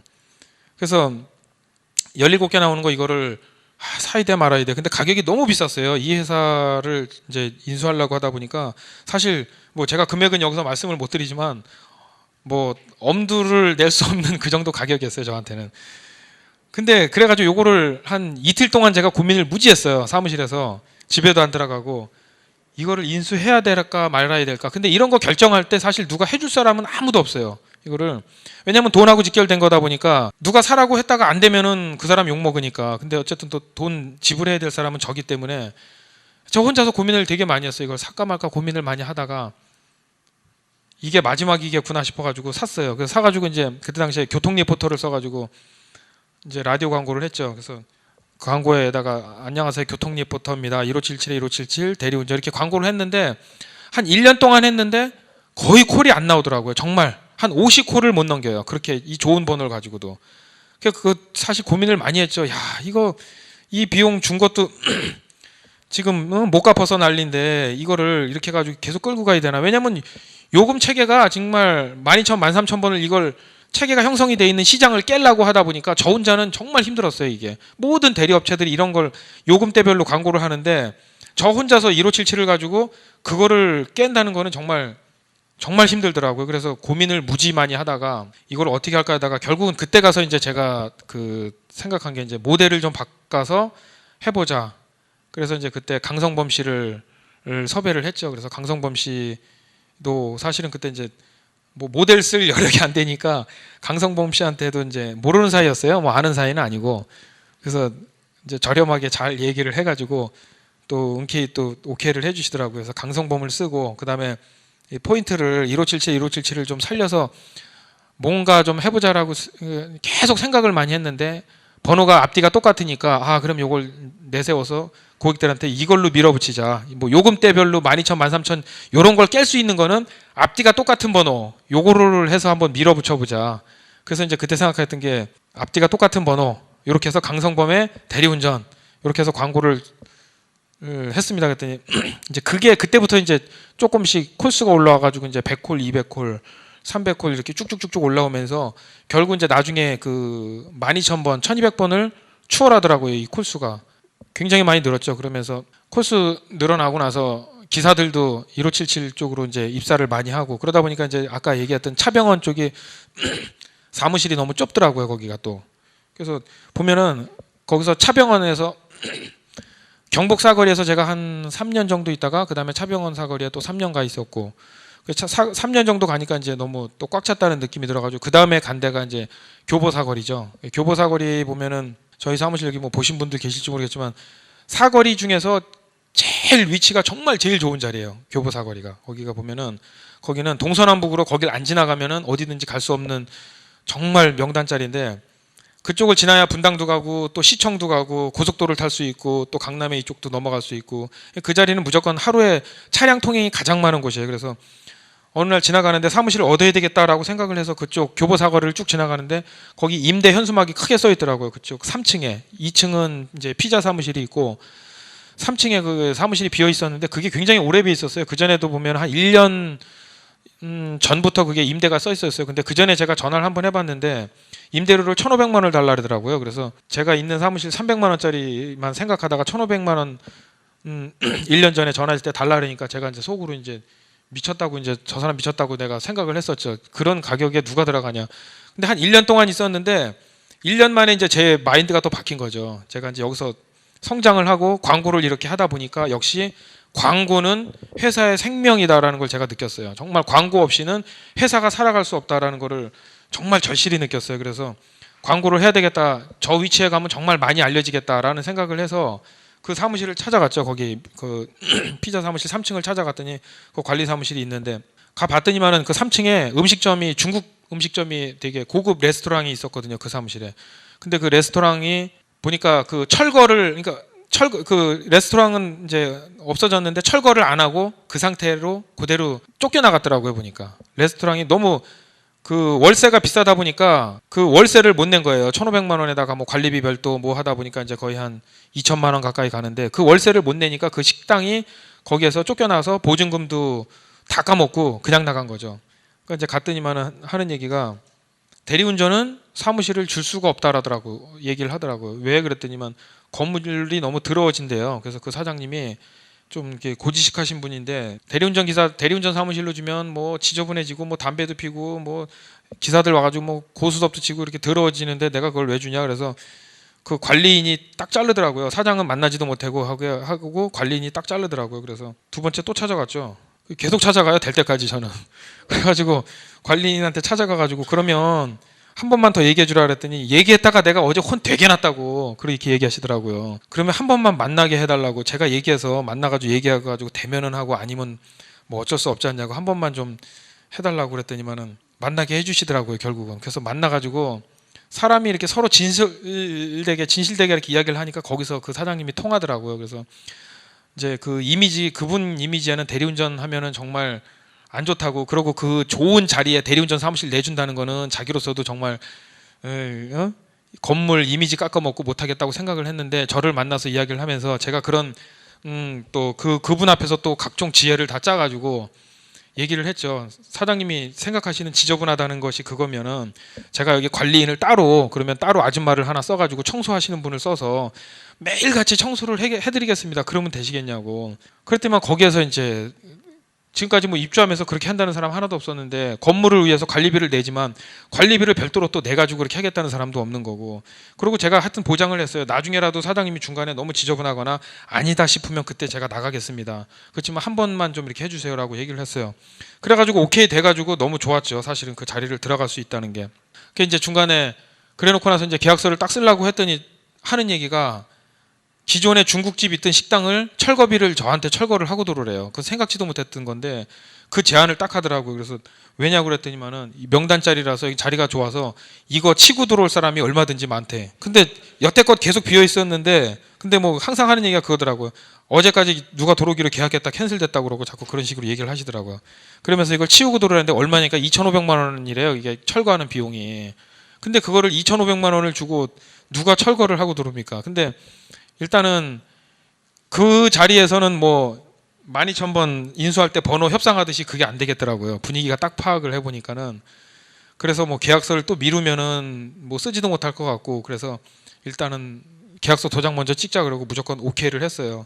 그 후에 이제 뭐 제가 또 나름대로 생각했던 게 있는데 일단 계약서에 찍으면서 제가 철거하겠습니다 그래가지고 철거를 했죠. 그래서 과연 그거 사무실 들어갈 때도 사실은 아까 1577 인수할 때처럼 정말 이틀을 또 고민을 했어요. 제가 어떤 고민을 했냐면 월세를 300만 원짜리 320만 원짜리 내다가 2천만 원짜리 간다. 이거는 정말 주변에서 봐도 정말 미친놈 소리 들을 거고 이 정도 금액을 배팅할 수 있을 정도의 이런 판단력은 정말 저 혼자 결정을 해야 되는데 제가 이틀 동안에 거기 사무실 앞에 저희 찜질방이 있는데 거기 가지고 이틀 동안 무지 많이 고민을 했어요. 이거를 이사를 가 말어. 근데 결론에 난 거는 어차피 여기까지 온 거 쪽박 아니면 대박이다. 이쪽 자리로 갔을 때 정말 제대로 광고가 돼가지고 제대로 알린다고 하면은 정말 나한테는 둘도 없는 대박의 기회다. 근데 여기에 가가지고 그 전에 음식점처럼 월세도 못 내고 그런다고 하면은 이제는 더 이상의 쪽박이기 때문에.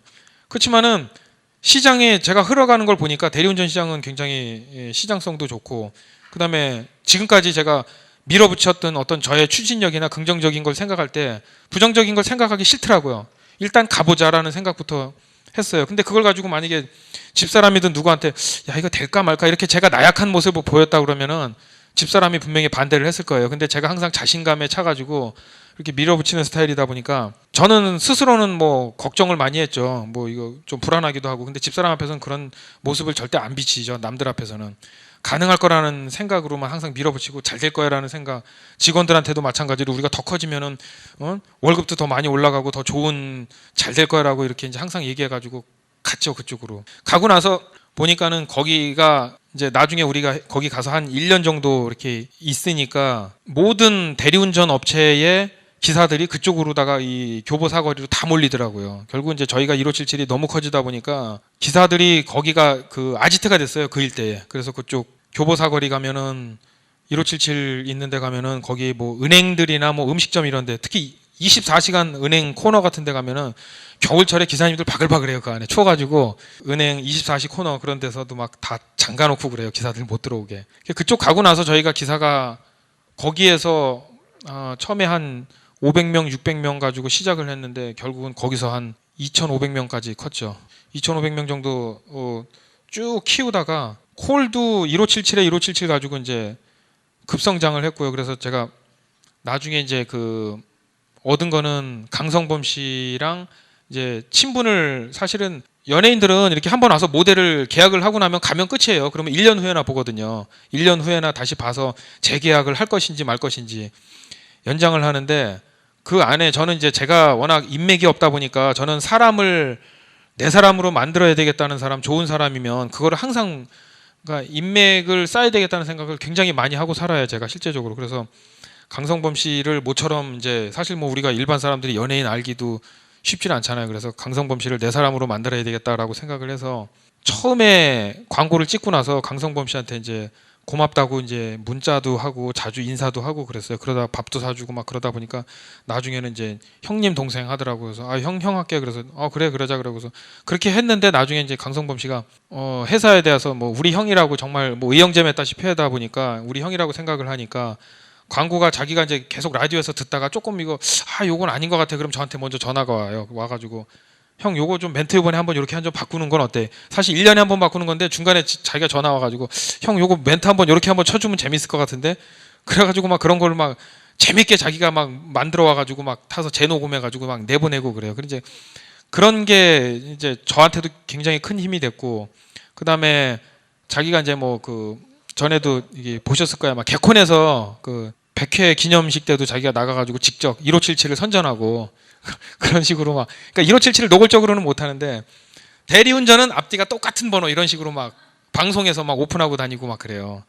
그러다 보니까는 강성범의 대리로 이렇게 인식이 계속돼 있다 보니까 아마 이제 많은 사람들이 강성범이가 사장이구나. 그리고 방송에서까지 나와가지고 저렇게 열정적으로 앞뒤가 똑같은 번호 하는 거 보니까 우차사에서도 스피드 퀴즈 같은 데서도 이렇게 대리운전 해가지고 맞추는 거 하면 계속 몰라 그러다가 왜 그 앞뒤가 똑같은 번호 있잖아. 그럼 대리운전 이렇게 딱 쳐주고 그렇게 하다 보니까 사람들이 이제 이게 강성범 회사구나 이렇게. 그러니까 서로가 윈윈인 게요. 저희가 광고를 워낙 많이 하다 보니까 강성범이라는 얼굴이 하루에도 정말 한 150번씩 노출이 돼요. 계속. 그러니까 목소리도 노출되고 하니까 본인도 좋고 저희도 좋고. 그래서 이제 그런 식으로 많이 성장을 했고 하다 보니까 이제 저희도 이제 제가 또 이제 또 하나 한 그 책에도 저희가 이제 이 산모삼류에도 있는데 사람을 또 하나 얻은 게 보면 이제 그 광고 대행사 하는 친구를 제가 또 그 친구도 저랑 의형제를 맺었는데 저는 저한테 도움이 되거나 이 사람 믿을 만하다 싶으면은 일단은 정말 형 동생으로 무조건 맺어요. 그게 인맥 쌓는 데는 최고입니다, 정말. 형 동생 뭐 언니 누나 이게 굉장히 많이. 그렇다고 뭐 아무하고나 형동생하지는 않아요, 절대로. 사람 믿을 만한 사람, 저 사람 내가 다른 사람한테 소개시켜줬을 때 이 사람 욕 먹지 않을 사람, 그런 사람이라고 그러면은 내 사람으로 만들어도 되겠죠. 그 이제 저는 광고를 하면서도 그 현수막 광고는 이제 지금은 안 하고요. 제가 보면 간판 광고를 굉장히 좋아해요. 그래서 다니면서 정말 좋은 위치에 광고가 어디다 할 만한 데가 있나 그런 거를 밤에 차를 끌고 직접 굉장히 많이 돌아다녀요. 지금도 돌아다니는데 저희 광고 많이 보셨죠? 간판 광고 지금 강변도로에도 있고 올림픽대로에도 있고 그다음에 저쪽 그 공릉동 뭐 녹번동 굉장히 많습니다. 그거를 제가 보면 누구한테 의뢰해서 한 게 아니고 제가 직접 다니면서 다 찾아다닌 거예요. 그러니까 보면 광고 대행사들 보면은 보통 뭐 저희가 광고주가 이제 그러잖아요. 어디 좋은데 간판 달 만한데 어디 좀 알아봐 주시오 그러면은 그 사람들은 정말 그 사람들이 자기가 우리 입장에서 광고주 입장에서 알아봐 주지는 않아요. 절대로. 그 사람들은 자기가 돈 되는 데를 권해요. A라는 데랑 B라는 데랑 있으면 자기가 가지고 있는 지역이 거기면은 아 여기 정말 괜찮아 여기다 한번 광고해봐라고 추천을 해요. 근데 내가 가서 보면 아니야 그거는. 그 사람들은 자기가 마진이 많이 남는 데 쪽으로 다 간판을 광고를 하기 때문에 그렇게 하는 거는 정말 광고 효과 없고 좀 돈만 낭비한다고 생각을 해요. 그래서 저는 제가 직접 밤마다 차를 끌고 다니면서 12시 전에 보통 이제 그 외부 5개 간판들이 다 12시에 밤에 12시에 꺼요 전부.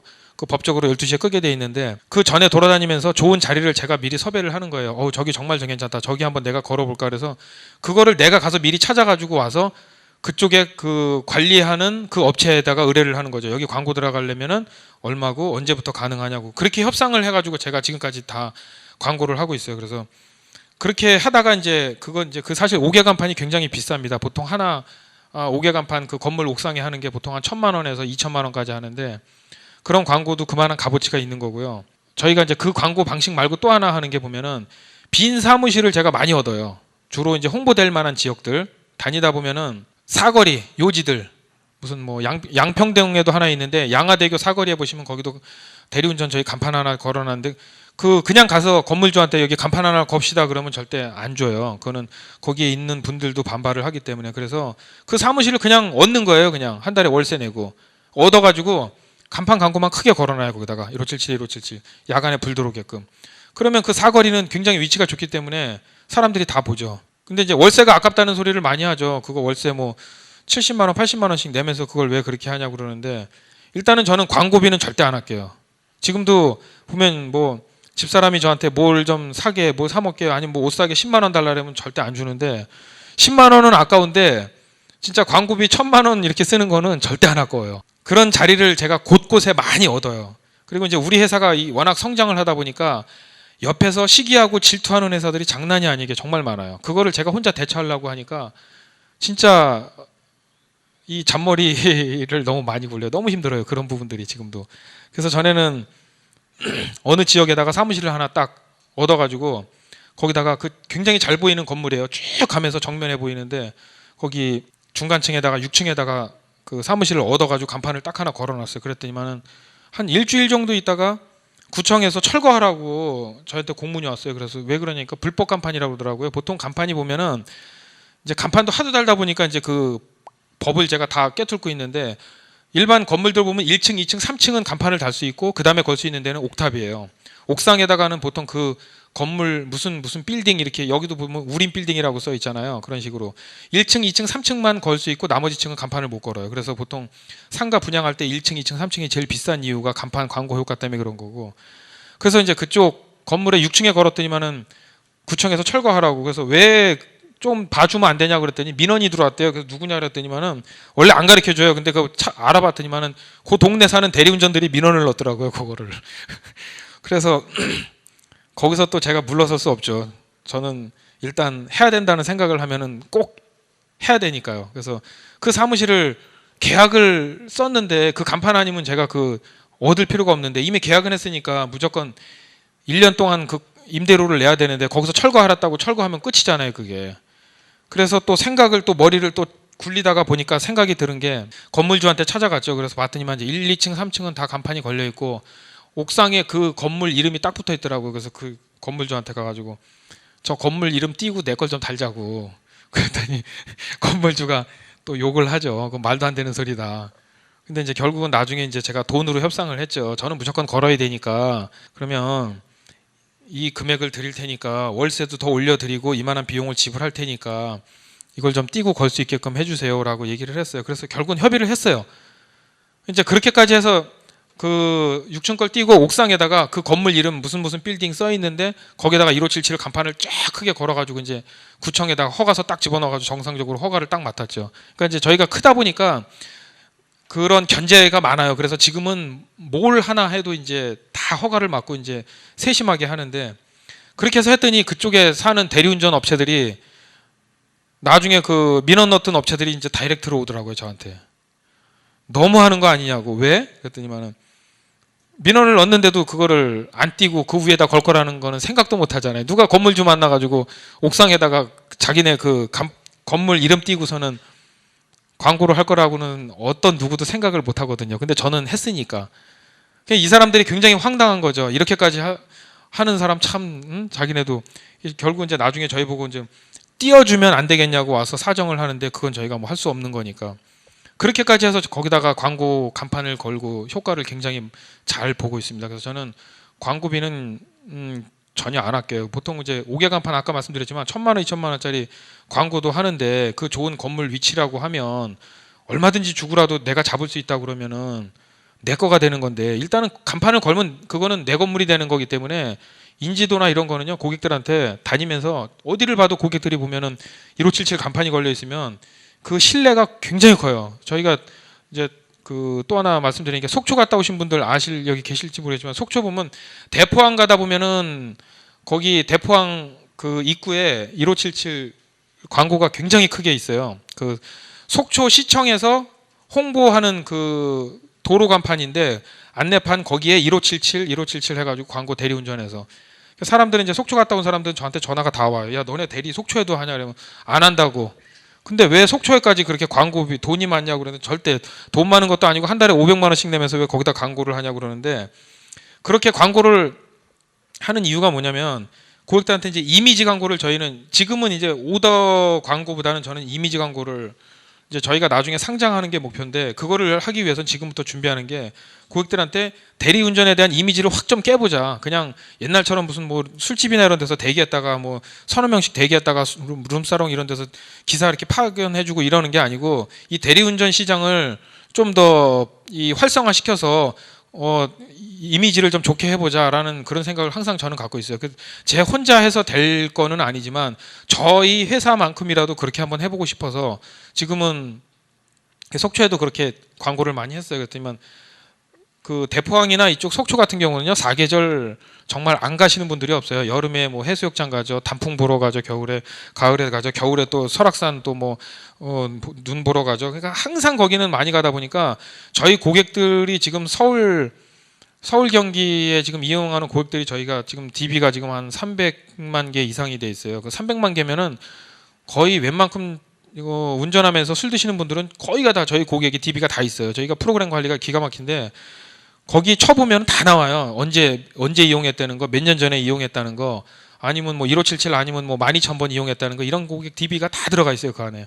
그래서 그러한 고객들 중에서 속초를 딱 갔다 오면은 우리 광고가 그렇게 잘 돼 있는 거 보면은 아 역시 이 회사 정말 믿을 만한 회사구나 이런 소리가 쫙 나와요 한 번에.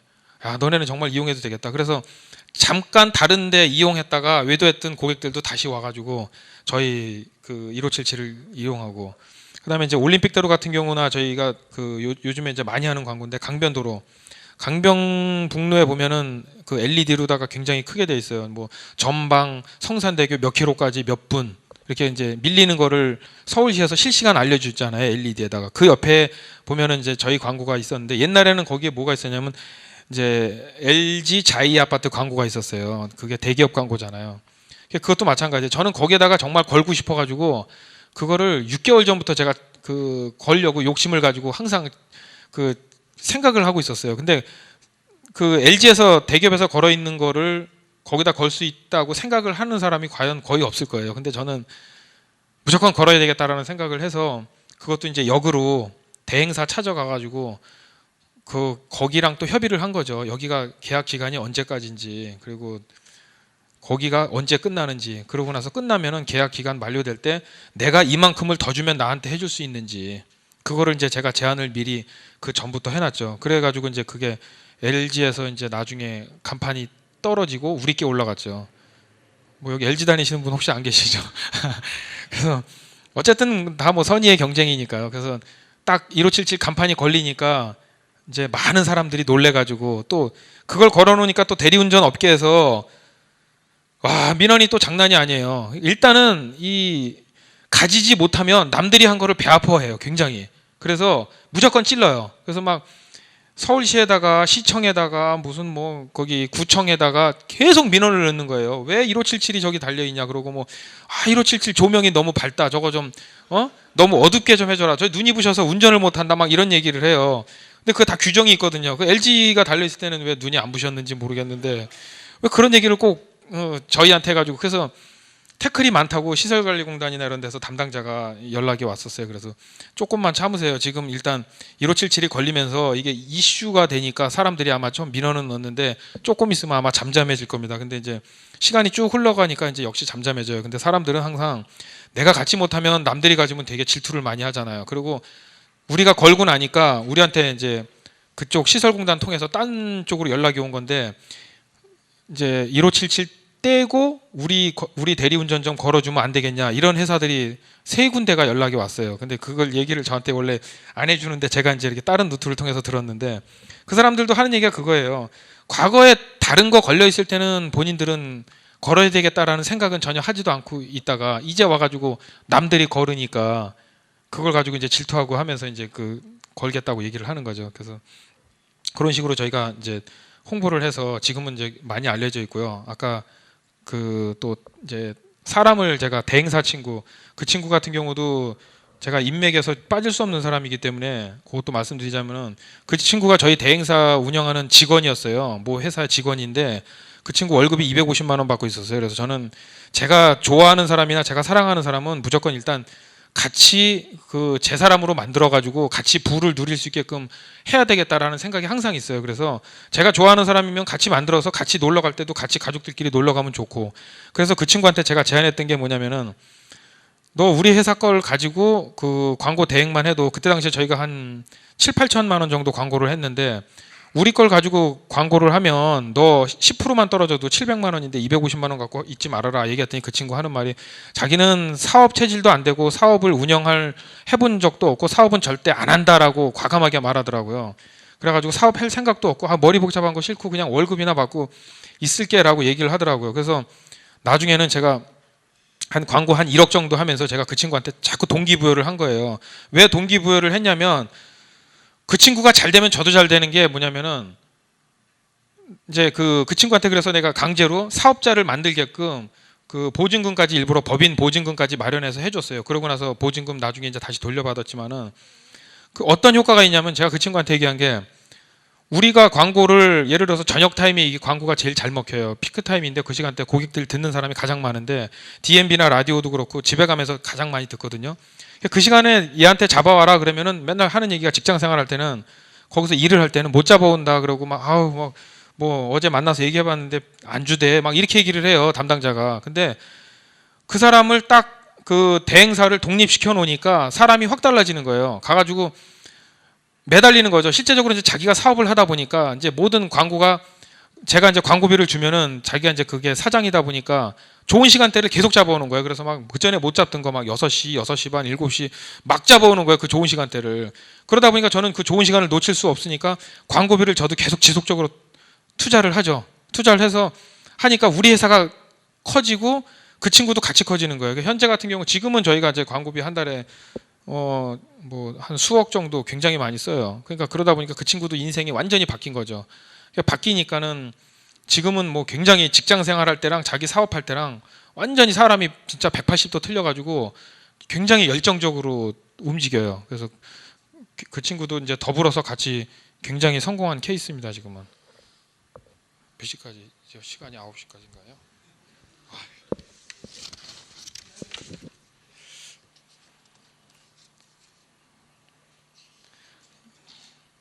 또 이제 저희 광고 중에서 하나 더 말씀드릴 수 있는 게 보면은 이제 그 월드컵 축구 후원한 거 아시죠? 저희가 그 전에 보셨죠? 보면은 그 축구 평가전 할 때 해외에서 저희가 이제 두바이에서 하고 그럴 때 외국에서 할 때 그때 광고 효과를 굉장히 많이 봤어요. 그때도 무슨 뭐 대리운전에서 저런 축구 경기까지 스폰하나 싶어가지고 국가대표 축구 하는데 거기에 1577이 나오니까 굉장히 효과가 좋았죠. 그때도 이미지 광고가.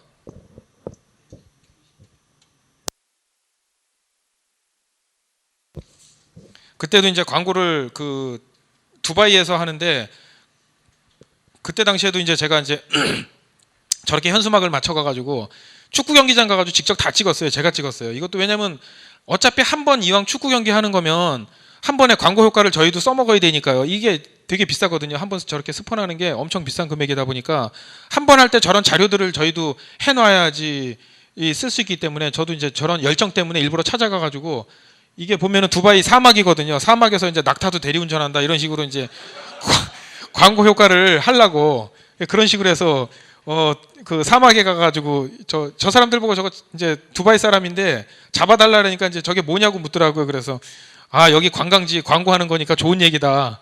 그래가지고 저렇게 잡아달라 해가지고 현수막도 찍고 저 위에 가서도 찍고 이 사막이 진짜 굉장히 허벌판이에요. 그래서 이런 식으로 저희가 평가전에서 광고 효과도 많이 하고 또 뭐 보면 뭐 자네니도 그렇고 이제 그런 게 보통 보면 오더 광고보다는 이미지 광고에 굉장히 지금은 많이 비중을 둡니다. 지금 옛날에는 오더 발생하는데 신경을 썼는데 저희가 이제 지금 목표가 상장을 목표로 하고 있기 때문에 현재는 상장할 수 있는 여건의 어떤 매출은 저희가 다 올렸습니다. 지금 저희 기사가 현재 등록인 기사가 저희 한 4,600명 정도 되고요. 상담원이 지금 한 120명 정도 됩니다. 요거는 이제 요번에 새로 촬영한 아시죠? 누군지? 윙크입니다. 윙크 쌍둥이 가수 윙크인데 엊그제 지난주에 촬영을 해가지고요. 이제 우리 강성범 씨가 다른 일을 해야 되기 때문에 그래서 모델이 요번에 이제 성범이가 이제 요번에는 좀 쉬었으면 한다고 저한테 제안을 해서 그래 그러면 다음 뭐 내년에 하더라도 일단 쉬자 그래가지고 다시 윙크로. 윙크가 또 이것도 저희가 이제 항상 저는 생각을 많이 한다고 말씀드렸는데 얘네들이 쌍둥이다 보니까 앞뒤가 똑같은 번호가 또 먹히겠더라고요. 그래서 그런 식으로 또 생각을 해가지고 우리 쌍둥이 가수로 해서 요걸 요번에 했는데 지금 아마 이제 한 요번 달 말부터 나오는데 굉장히 잘 찍었어요. 애들이 너무 열정적으로 이 친구들이 그날 춤추면서 했는데 그리고 이제 저보고 이제 임금은 왜 자꾸 나오냐고 그 얘기를 많이 하는데요. 처음에 제가 임금이 나갔을 때는 왜 나갔냐면 뭐 다들 뭐 광고비 아끼려고 그랬냐 그런 건 아니고요.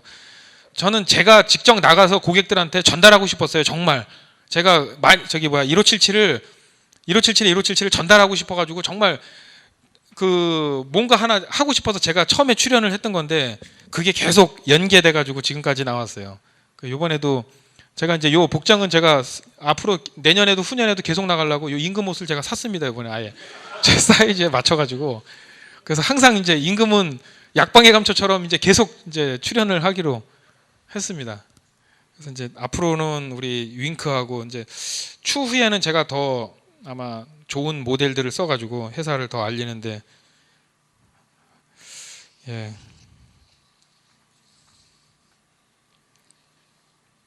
그리고 이제 뭐 중간에 또 제가 다른 사업을 하다가 잠깐 실패했었던 게 이제 여행사 사업이거든요. 그래서 여행사도 했다가 한 2년 만에 정말 굉장히 큰 금액을 말아먹고 그 느낀 게 제가 모르는 분야에는 절대 손을 대면 안 되겠다.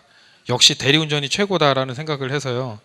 그래서 섣불리 모르는 거에는 이제 투자를 안 하기로 했습니다. 그래서 지금은 대리운전만 열심히 하고 있습니다. 제가 원래 옛날에 어렸을 때 꿈은 하도 저희가 어려워서 그 집 한 채 사는 게 제 꿈이었었어요. 정말.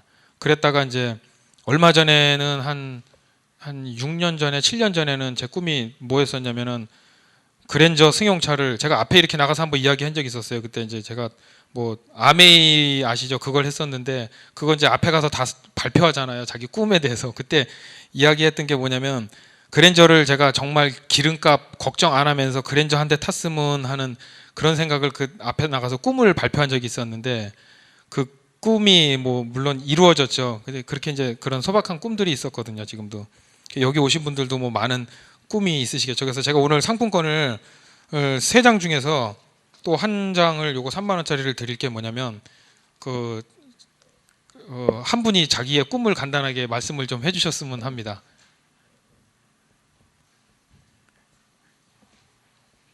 말씀을 해주세요. 한 분이 꿈을 좀 이게 아니 이런 기회가 없어요. 자, 나중에 보시면은 이렇게 발표할 수 있는 예 말씀하십시오. 아유 고맙습니다. 예 요거 하나 전달해 드리세요. 예 아니 예 저를 그렇게 뭐 감사합니다. 저도 이제 마지막으로 제가 하나 더 말씀드릴 게 뭐냐면 저희 직원들에 대한 복지예요. 저는 기사들이나 우리 상담원들에 대해서 상당히 많은 생각을 하고 있어요. 그래서 어떻게 하면 우리 직원들에 대한 복지를 잘해줘야 우리 회사가 잘 될까. 그래서 급여는 물론이고 뭔가 하나씩 해주려고 굉장히 많이 생각을 해요. 그래서 우리 회사에서 유명한 게 대리운전 업계에서 코리아 드라이브 하면 복지로다가 굉장히 유명해요. 그게 무슨 복지를 해주냐면 한 명 한 명한테 이제 우리 직원들은 골프 연습장을 끊어줘요. 전부 다. 그래서 연습장 가서 왜냐면 뭐 사장만 골프 쳐 이런 소리 안 들잖아요. 그렇게 해주면. 그래서 직원들한테도 연습장 다 끊어줬고 겨울에는 가족들 동반해가지고 전부 다 스키장 데려갑니다. 그래서 무료로 다 스키장 겨울마다 탈 수 있게끔 해주고 또 상담원들한테는 겨울에 감기 걸리지 말라고 감기 걸리면 전화 못 받으니까 감기 걸리지 말라고 한약방에 가가지고 한약을 사가지고 냉장고에다 전부 재놔요. 그러면 감기 걸리신 분들 전부 드시라고. 그리고 지금 이사 간 사무실이 저희가 사무실 굉장히 크게 이사 갔는데 요번에 이제 저희가 한 9년 만에 저희가 사옥을 마련해가지고 400평으로 갔습니다 지금. 그래서 그 사무실 안에는 상담원들 휴게실하고 그다음에 거기에 뭐 컴퓨터실도 따로 해놓고 그다음에 침대까지 해놨어요. 그래서 일찍 오시는 분들이나 늦게 가시는 분들 거기서 쉴 수 있게끔. 그리고 이제 새벽에 퇴근할 때는 집에까지 우리가 퇴근 지원을 다 해줘요. 그 스타렉스를 지금 3대를 운영하고 있는데 집 앞에까지 안전하게 갈 수 있게끔. 그다음에 이제 또 가족들 동반해가지고 우수 기사님들은 제주도 여행을 전부 다 보내줘요. 그래서 그런 것도 있고 그다음에 이제 또 겨울철에는 기사님들 추우니까 이제 뭐 여러 가지 핫팩들이나 이런 거 장갑 그런 걸 또 지원해주고요. 그리고 기사님들 이제 보면은 가족 중에서 이제 아기들 있는 사람에 한해서 회사에다가 이제 등본을 제출하면 우리가 무료 이용권 있죠. 헤어 미용실 무료 이용권을 그래서 전국 체인망대에 있는 미용실하고 계약을 해가지고 이용권을 사가지고 기사님들한테 무료로다가 그걸 다 가족들 아기 있는 사람한테만 나눠주고 있어요. 그것도 이제 우리가 기사님들이 자꾸 바뀌다 보면은 주민등록 등본을 회수를 해야 되는데 한 번씩 그거 할 수 있는 또 방법이 되더라고요. 이게 등본 갖고 오면 거기에 자녀들이 있으면은 상품권 준다라고 하니까 등본 회수도 되고 굉장히 이중의 효과가 있더라고요. 그리고 이제 명절 때는 양말 세트라든가 이런 거를 꼬박꼬박 다 챙겨주고요. 그다음에 회사하고 이제 또 거래하는 게 어디냐면 이제 건강 검진 기사님들도 일을 잘 해야지 되니까 여기 큰 회사 건강검진센터랑 계약을 해가지고 일반 사람들이 가면은 줘야 될 금액의 20%만 내고 나머지 회사에서 일부 지원해주고 해가지고 건강검진 무료로 받을 수 있게끔 그런 것도 저희가 하고 그다음에 또 치과 2군데랑 계약을 해가지고 뭐 스케일링이나 이런 거 정말 파격적으로 뭐 할 수 있게끔 일반 치료 같은 경우도 한 70% 할인해 주는 감에 그 대신 이제 우리 코리아 드라이브 기사님이라는 거를 회사에서 이제 확인서를 해주면 그걸 가져가서 거기 치과하고도 계약을 맺어서 이제 그런 것도 제휴를 해가지고 하고 있고요. 그다음에 신입 기사님들이 들어오면은 대리운전 기사님들이 적응을 처음엔 잘 못해요. 한 달, 2달. 그래서 그런 분들을 위주로 해서 각종 애로사항을 상담할 수 있는 그 상담 코너를 따로 만들어가지고 한 명을 직원을 별도 더 가지고 그 월급을 지출되더라도 그게 저는 정답이라고 생각을 하기 때문에 그 상담반을 따로 운영하고요. 그다음에 우리 기사님들 셔틀버스 요거는 이제 우리 대리운전 업계에서는 저희만 단독으로 최초이자 지금도 단독인데 대리운전 셔틀버스는 저희만 운영을 해요. 지금 버스 관광버스 회사랑 계약을 해가지고 저희가 진짜 많은 버스를 돌려요. 지금 뭐 각종 상계동, 노원, 뭐 구로, 강서 이런데 해가지고 인천까지도 돌리는데 우리 기사님들은 그거를 한 달 내내 공짜로 탈 수 있게끔 그러니까 그런 복지 혜택을 해주니까 기사님들이 반응이 너무 좋고 역시 뭔가 1등 하는 회사는 다르구나 이런 이미지 그리고 또 코리아 드라이브에 근무를 하면 역시 좋구나라는 거. 다른 기사님들하고 있을 때도 뭐 본인이 자부심도 대단하고요. 그런 쪽으로 해서. 그리고 또 셔틀을 돌리면서 또 우리도 또 이중의 효과가 있는 게 그 셔틀에다가 또 1577에 1577을 써놓으니까 그 다니면서 또 광고 효과도 되고, 그래서 이제 그런 부분들도 있습니다. 그리고 이제 또 겨울철에도 저희가 상담원들이 상당히 많이 부족해요. 겨울에는 아시겠지만 12월 달에 평소에보다 콜이 한 200% 정도 더 올라와요. 그러다 보니까는 기존의 인원 가지고 돌릴 수가 없었는데, 거기에 대한 또 획기적인 또 제가 그 머리를 굴려가지고 콜수에 대한 또 인센티브를 별도로 또 책정을 해서 한겨울을 난 적이 있어요. 정말 이 100명이서 평소에 받던 콜을 겨울철 되면은 정말 150명이 받아도 부족해요. 근데 그거를 100명이서 처리를 다 했어요. 그걸 어떻게 처리를 했냐면, 그렇게 받게끔 상담원들한테 인센티브를 준 거예요. 파격적으로. 이만한 콜수를 채우는 사람들한테는 그날 현금으로 다 인센티브를 현금으로 줬어요. 그날 집에 퇴근할 때. 그랬더니만은 그거에 정말 돈 앞에서는 장사 없다고, 정말 한 통 받을 때마다 돈이 툭툭툭툭 들어오니까 그거를 화장실도 안 가고 받아요. 정말 전화를. 그 시간 동안에. 그러면은 그렇게 받으면 회사가 인센티브를 주더라도 회사도 결국은 그 매출이 올라가는 거니까. 근데 이제 그런 생각을 이제 뭐 다른 데서 할지는 모르겠는데, 하여튼 저희는 그렇게 하고 있고, 그다음에 저희가 이제 마지막으로 그 최종 제 꿈은 상장을 해서 우리 모든 기사님들한테 복지관을 세워주는 게 저는 꿈이에요. 그래서 대기업처럼 큰 복지관 하나 건물을 져가지고 우리 코리아 드라이브 기사님들은 거기 와서 1,000원에 해결할 수 있는데, 뭐든지 1,000원만 내면 머리도 깎고 목욕도 하고 잠도 자고 밥도 사 먹고 1,000원 가지고 해결할 수 있는 그런 거를 저는 분명히 지을 거고요.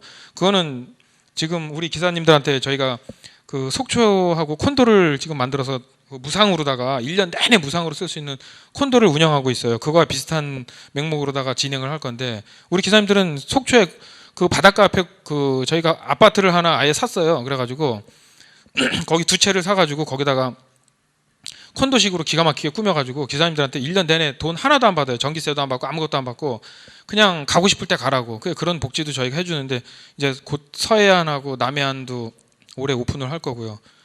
여기 오신 분들 지금 인원이 많지 않기 때문에 제가 이제 특별히 그 올해 한 번씩 이용하실 수 있게끔 콘도를 제가 해드리겠습니다. 그래서 예, 나중에 여기 고맙습니다. 나중에 여기 저기 그 전화번호랑 연락처 전부 메모해 놓으시고 가시면은 저희가 콘도 쓰실 수 있게 날짜만 겹치지 않으면요, 올해 한 번씩 이용하실 수 있게끔 제가 분명히 약속 드린 대로 드리겠습니다. 예.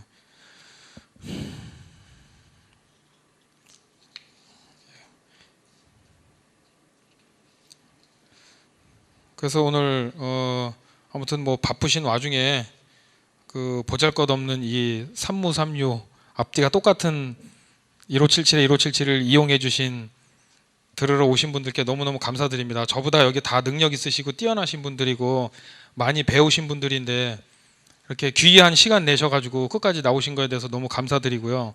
여기 오신 분들 분명히 앞으로, 저도 9년 만에 이렇게 정상에 섰습니다. 여기 오신 분들은 정말 제가 봐도 대단한 게, 지금 시간에 다 뭐 밖에서 식사하고 술 드시고 집에 가서 자고 그럴 시간에 이렇게 귀한 시간 내서 뭔가 자기 개발을 하기 위해서 오신 분들은 정말 존경스럽고, 그분들하고 2배, 3배 분명히 앞서가는 거기 때문에 나중에 큰 성장을 하실 거라고 믿습니다. 하시면서 만약에 제 도움이 필요하시다고 하면 오늘 인연으로 제가 얼마든지 도와드릴 수 있을 테니까요. 뭐 대리운전업을 하시든 아니면 뭐 다른 업을 하시든 제가 개인적으로 해드릴 수 있는 게 있으면 해드릴 테니까 언제든지 연락 주시고요. 앞으로도 하여튼 우리 1577에 1577 많은 이용 부탁드립니다. 끝까지 들어주셔서 감사합니다.